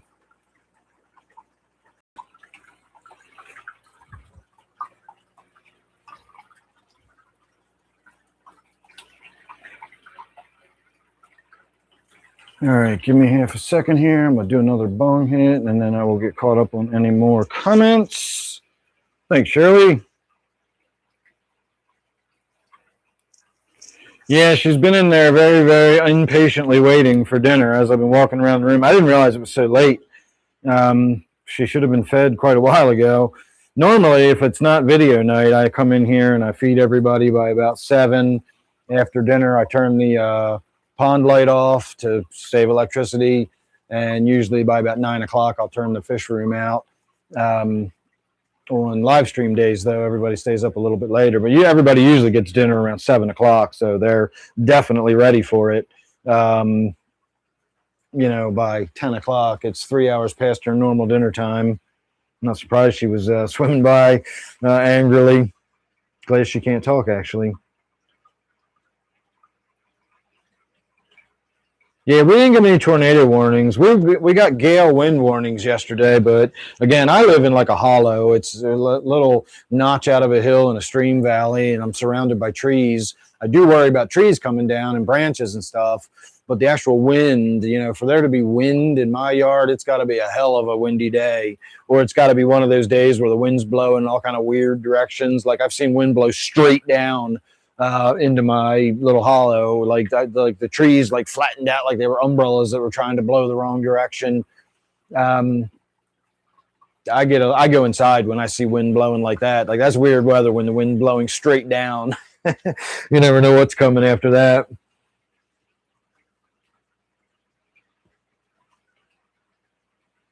She is adorable.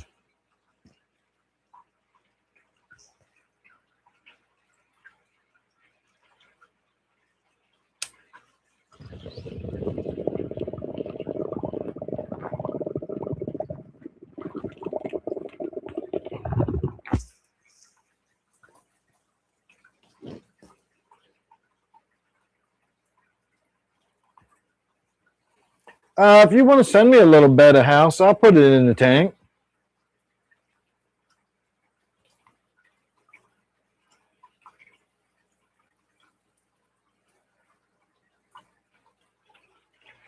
She's a little garbage disposal is what she is.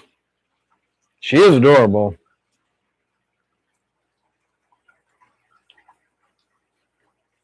but she'll eat any goddamn thing. Yeah, her tail definitely has an orangey yellow color to it. I had seriously considered a crayfish for this tank. This tank is indeed. God damn it, make up your mind. Where are you going? This tank is well covered because it has to be for the polypterus. They're escape artists too. Remember, they're obligate air breathers. They do need to get to the surface to be able to gulp air.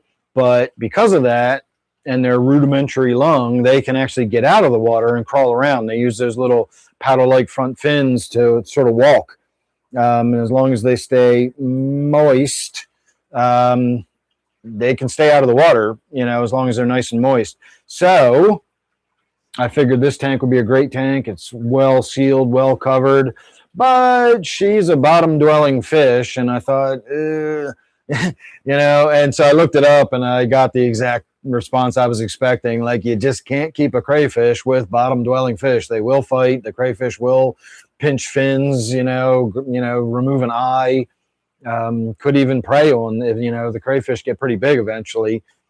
And then, of course, if it's a small crayfish, the polypterus would eat the crayfish.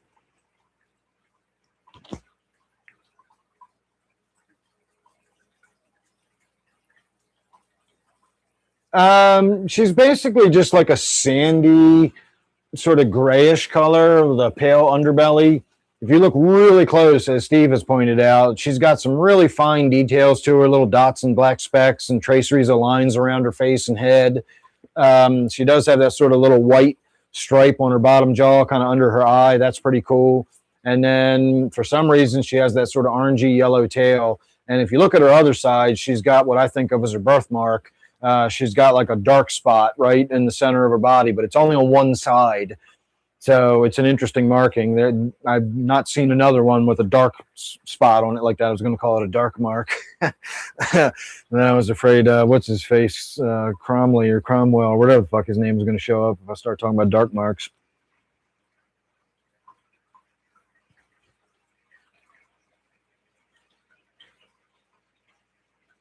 No, Zini, I was sucking, not blowing. Anna, how are you?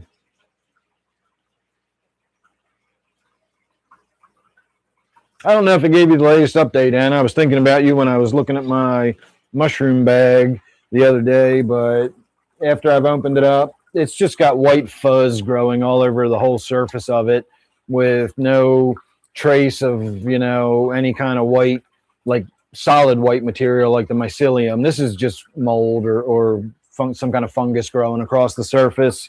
So I'm going to leave it there until the surface is fully covered and I'm 100% sure no mushrooms are going to sprout. And then we're going to throw it away. But hopefully next week I should be able to order another kit, and I'm going to order the original one that I got the first time, the Golden Teacher, from the same place and everything. Again, this Jedi Mindfuck that I got, that was from the same place too, the same spore delivery place and everything. It just didn't work. I don't know. I don't know why. I did everything. It's the right temperature, right humidity, everything. It just didn't work at all. I went through that whole entire syringe and nothing ever came of it.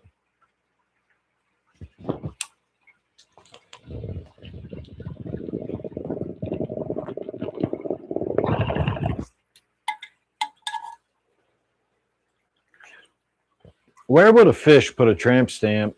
That's a good question. It's one for the audience. Where would a fish put a tramp stamp? I'm going to say right on its back in front of the dorsal fin.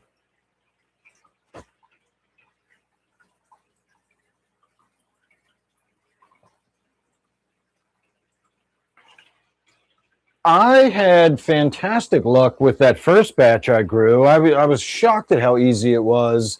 And then the second batch I also had pretty good luck with. It wasn't as successful as that first batch. But then I've had two since then. I had that small bag I got bought from Amazon, and I tried using my existing spores, and I could never get anything to take in that bag. And then the other one was the one I was really surprised by, which again was the good quality spores from the same company. I just got a different species of spore, and nothing. So mostly I actually, 50% of the time I did have good luck. I'm not going to count the, $18 bag I bought from Amazon, as probably just wasn't quality made bag, didn't have the right ingredients in it for my species to thrive in. It's probably just fucking topsoil or something, potting mix or something. So yeah, so 2 out of 3, I had good success, moderate success, and then no success. So overall, I think I'm doing okay. I've had one utter failure.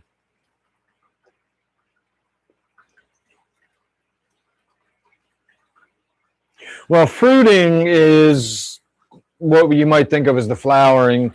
The actual mycelial body lives under the soil and in the substrate and everything. And then when it's time to breed, or it sets out spores, it doesn't breed sexually, but it sends up its fruiting bodies, which are what we call mushrooms. And that fruiting body is where eventually it opens up, spores come out, and then the mushroom dies off eventually after that. But the fruiting stage of mushrooms is when you actually open the bag and allow the mycelium to start sending up the mushrooms. That's the fruiting process.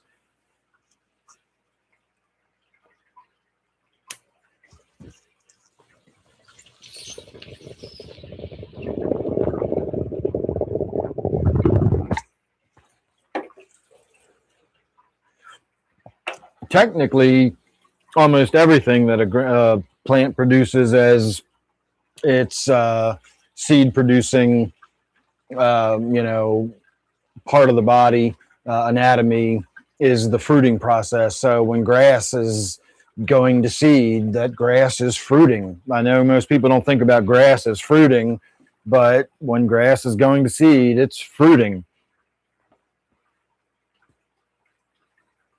So you learn just something new again. I fed her the black worm pellets, and I do that for the when I got her on camera, because they sink straight to the bottom and she'll just sit in one spot eating them. If I feed her the flakes, granules, high carry, again, she's a garbage disposal. She'll eat anything I put in there. But all that stuff spreads around the tank.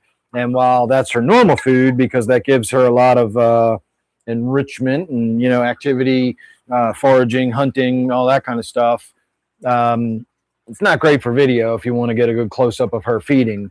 And so I do the blackworm pellets. You can kind of tell the substrate right where she is. You see how the substrate's bimodal. There's like gravel and a sandy area. Look at that area right there. You see how sandy that is? All the gravelly part of it's been cleared away, because that's like her little feeding spot. When I drop the blackworm pellets in there, she's completely cleared it out of the larger pieces of gravel looking for food. When I throw the other stuff in there, again, it gets on top of the filter and in the plants and on the woodwork, and it's everywhere. So she finds it all over the tank. She eats it off the surface. She gulps it out of the water column. She's a beast. She eats any goddamn thing. But the blackworm pellets all fall into a little pile right there, and she does what we're watching her do now, which is clear the tank. She is an eating machine.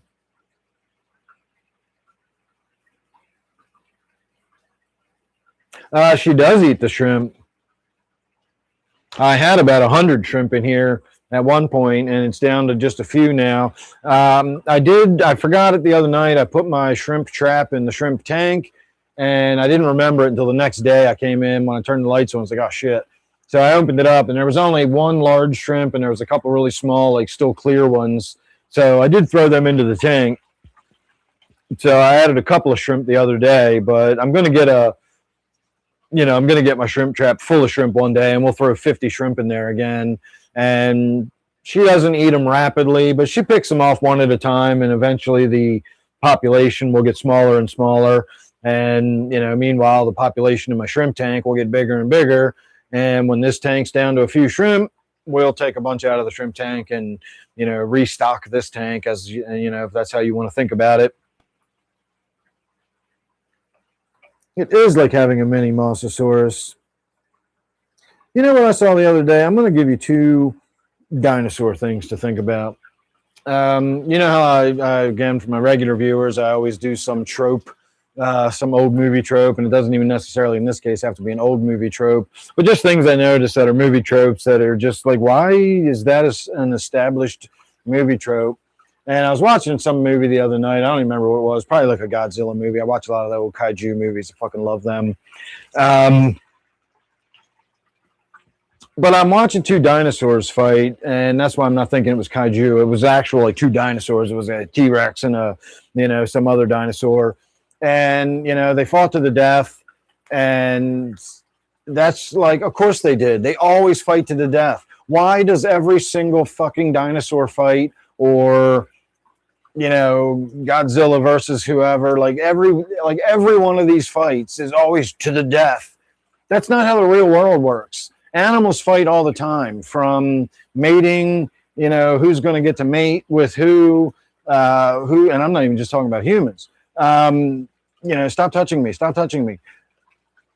You got territorial disputes, you got, a kill that you're going to fight over, trying to steal somebody else's food. And when there's these clashes happen, no matter what species it is, we see it in the fish keeping hobby all the time, fish squabble and fight. The moment one of them realizes, like, oh shit, I'm going to get my ass beat, or the moment one of them gets injured or something, they back off and it's over. It's done. The loser doesn't want to die over it, and the winner doesn't want to keep wasting energy and risking injury. Like, if the fight's over, the fight's over. Like, the one leaves and the other one says, all right, I'm the fucking badass, and gets all the food or sex or whatever. But in movies, it's like there's just this understanding that, like, two go in, one comes out. Like, there's never anything other than a fight to the death. And I just find that interesting, why it always ends in, like, especially with the kaiju, one of them will be on fire from Godzilla's radiation breath, and it's missing two limbs and its eyes are gouged out, but it still gets up and tries to come back to for another round trying to get Godzilla. Like, fucking run away. Have you ever heard the expression, he who fights and runs away lives to fight another day? Well, I'll give you a better expression than that. He who runs away lives to run away another day. That's the smart man's move. Don't fight, run away. And then you'll live to run away again. The Godzilla movies I really enjoy are the children's movies. I never realized there were so many of those old movies that were like straight up kids movies, like the Gamera movies. They're clearly like the children are the heroes. The children are always the ones that figure the problems out and save the day. And I never realized that, obviously, when I was a kid. It never occurred to me. But, watching them as an adult, I realized, like, they're fucking kids movies, But they're fun. They're really good. I enjoyed the hell out of them. And I saw one the other day that had the dumbest name, but actually turned out to be really enjoyable. Very Power Rangers vibe to it. I'm not a fan of Power Rangers, but this was a fun movie. It had that same sort of, costume fighting people, costume monsters sort of, fighting vibe. And it was all about a superhuman fighting dude that they had developed. And what would you name a superhuman fighting dude that is above and beyond the normal, who's actually, in fact, superior to a normal man? What would you name somebody like that that's superior to other men? Super, in fact. Well, naturally, you'd name him Inframan. They named their superhero Inframan. Infra means less than or below, underneath. Like, infra, why would you name him Inframan? That's so dumb. But the movie was a lot of fun. It really was good. So if you ever get a chance to watch Inframan, pay no attention to the stupid title. He actually is a superior man, not an inframan. And the movie itself is a lot of fun. But the other dinosaur note I will leave you on, and then I'm going to get out of here shortly, unless you guys have other things to chat about. I got nothing better to do tonight. Every time you see like a dinosaur movie, like a Jurassic Park style movie, and they're trying to show you the magnitude and scale of these huge beasts that used to roam, they always show some scene with like some blue whale and her baby, and then this giant fucking thing like swims past, dwarfing the blue whale. The blue whale is the largest animal that's ever lived on this planet. There is no dinosaur or anything that's ever lived that's larger than what's currently alive right now. You want to see like an amazingly huge fucking animal, go look at the blue whale. It's the largest animal ever. And yet in every single one of these dinosaur movies, there's always some fucking weird looking thing with giant teeth that swims by and dwarfs the blue whale. There wasn't. There never was. They're not anywhere approaching that big. The blue whale's got arteries so big a human can swim through them. They're really, really, really big animals. And so don't ever believe these stupid movies when you see stuff swimming past a blue whale and it's bigger than the blue whale. It's a lie.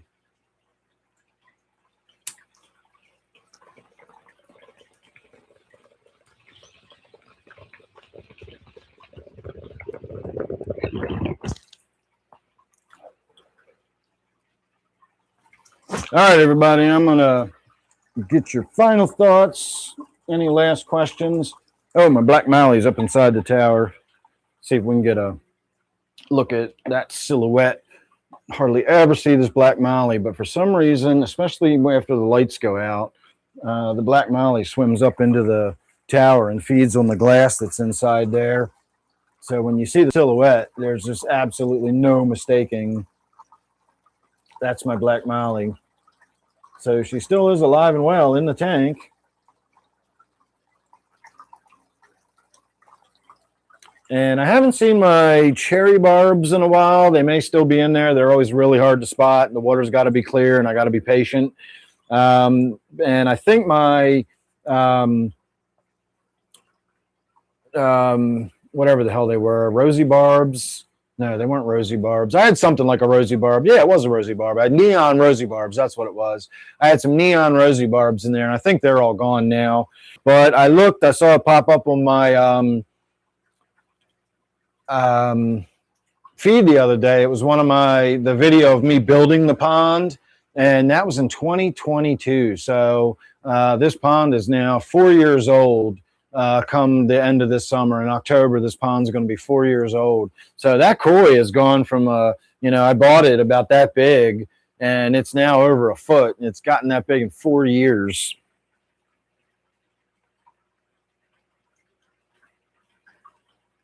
You have been lied to, Bob. Hollywood is all lies.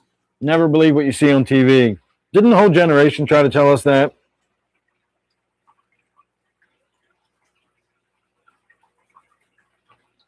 That's a one spicy meatball. It's a big one.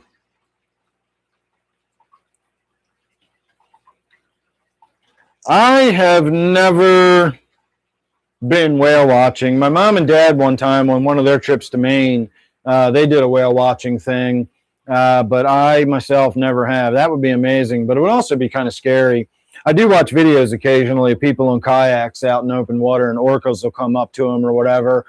I'd be, well, I guess it's the same reaction almost anybody have, simultaneously thrilled to death while shitting a brick if I had orcas, surfacing, checking me out in my kayak out on the water.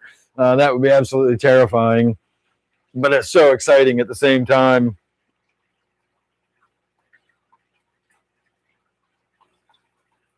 I bet it is awesome. Do you ever get close enough where you can smell their breath? I hear that whale breath is really fucking rancid and terrible. And if you're downwind of a pod surfacing, you'll actually be able to smell their bad breath. Oh, that sucks, Art.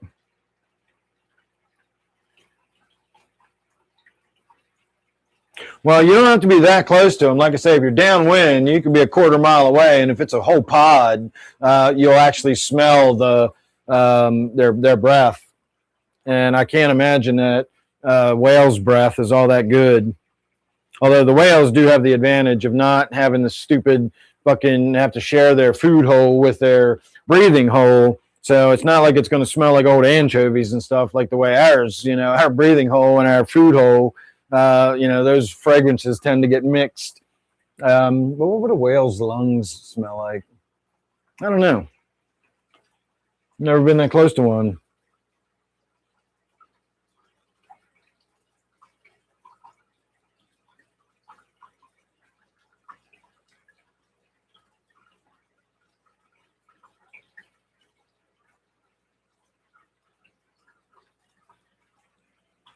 Yeah, I was thinking about the Middle America and the ocean thing.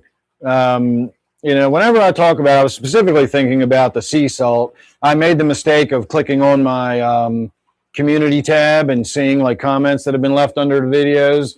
And there's a comment. The first one I saw was a comment from a video about nitrates from years ago, not that long ago, a few years ago. And it's this, paragraph. Yeah, I would have had to click on read more to see where it went. I didn't even get that far. But it's telling me how wrong I am and how scientific studies prove that nitrates are so bad for your fish and blah, blah, blah. It's like, oh, Jesus, still, after all these years, I'm still getting these same kinds of fucking argumentative, stupid comments. The next comment was on one of my videos about sea salt. And I got the typical, oh, you're so wrong about everything you just said. I wish you luck in the future. Like, oh, yeah, boy, I'm really fucking struggling with my fish keeping, because I don't know how sea salt works. Again, I said I made the mistake of opening my comment section. I generally don't read my comments anymore because it keeps my blood pressure down. God, I hate people. But while I was there, I will say the upshot was that I saw a comment from Eyeball Pirate and haven't heard from Eyeball in a while. And I didn't know whether he just didn't watch the videos anymore or just it wasn't convenient. He's on the other side of the world, very different time. And so he even commented that he loves watching them. He just isn't really able to see the live streams anymore. So if you're still watching, thanks, hello, and all that good stuff. But mostly it was just people arguing with me and telling me I was dumb and wrong. And the thing that kills me about that, I don't mind being told I'm wrong. I don't even mind being wrong. And I don't mind admitting when I'm wrong, if I'm wrong. Don't just tell me I'm wrong and then nothing. If I'm wrong about something, tell me what it is I'm wrong about. You can't tell me that every single thing I said in that, 8-minute video about sea salt was wrong. Something had to be correct in there, but nope. According to his comment, everything I just said was wrong. And I don't know what the video was or what I was even talking about. But I do know that my understanding of sea salt is not one of those things that I've come to realize I was wrong back in the day. I have a better understanding of how sea salt is processed and everything now than I used to.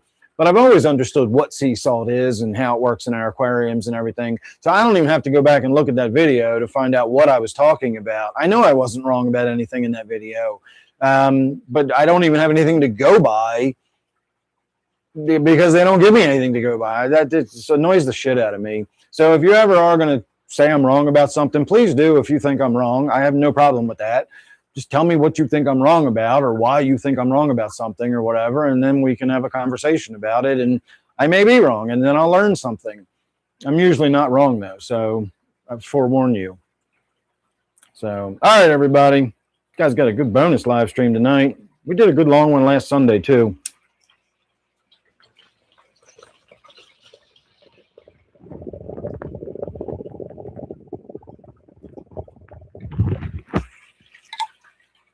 All right, we're going to call that the final bong hit of the evening.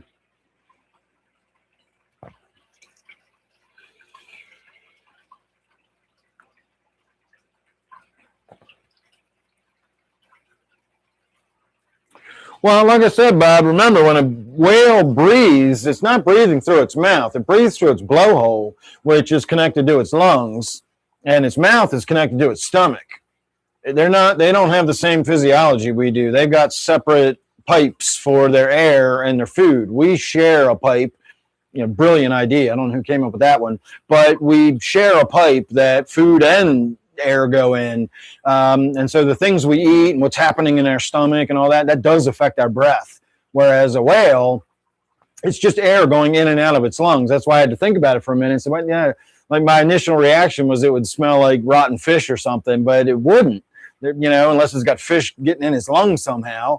So yeah, like you'd have to literally think about like what does the inside of a whale's lung smell like? Because that's what its breath is going to smell like, whatever the inside of the lung smells like. And I don't have the slightest idea what that might be like. I can imagine its breath if it came out of the mouth, dead fish. What a whale's lungs actually smell like, I have no idea.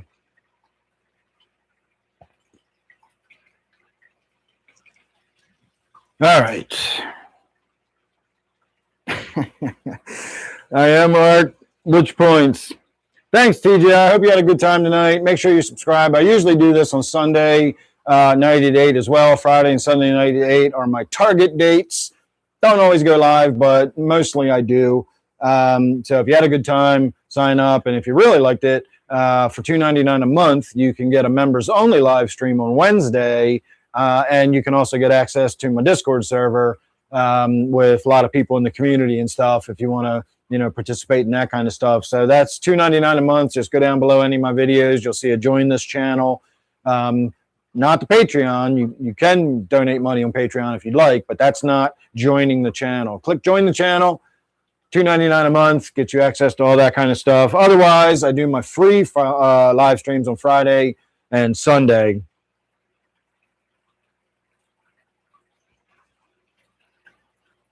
Yeah, well, I used to get all kind of donations and super chats, and I had 50 people watching, and I had good questions, and we were having fun, and I enjoyed it back then. It's just not like that anymore most of the time. Again, I keep saying this, if people interact and ask me good questions and, and I'm enjoying myself, I'll stick around until I start getting tired, which is whenever. If I'm just standing here trying to think of shit to say because I got 8 people watching and nobody's saying anything, I'm just going to end the live stream because what's the point in doing that, So tonight was a great live stream. I enjoyed myself. I hope you all did too.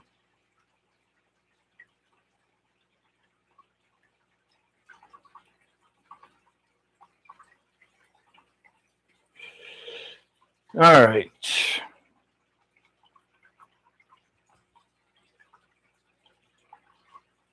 All right, I am caught up. So we're going to call that the end of the show.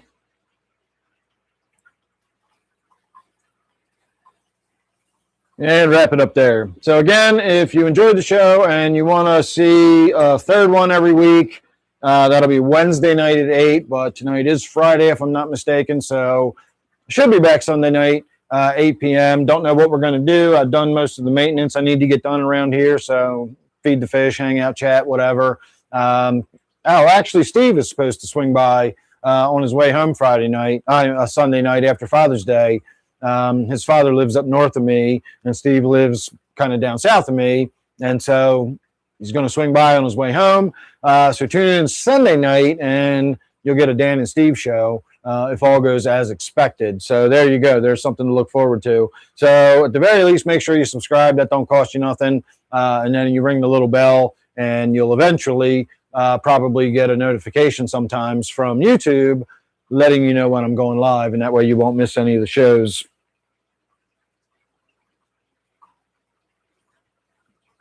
All right. On that note, I'm going to say so long and thanks for all the fish and a good night.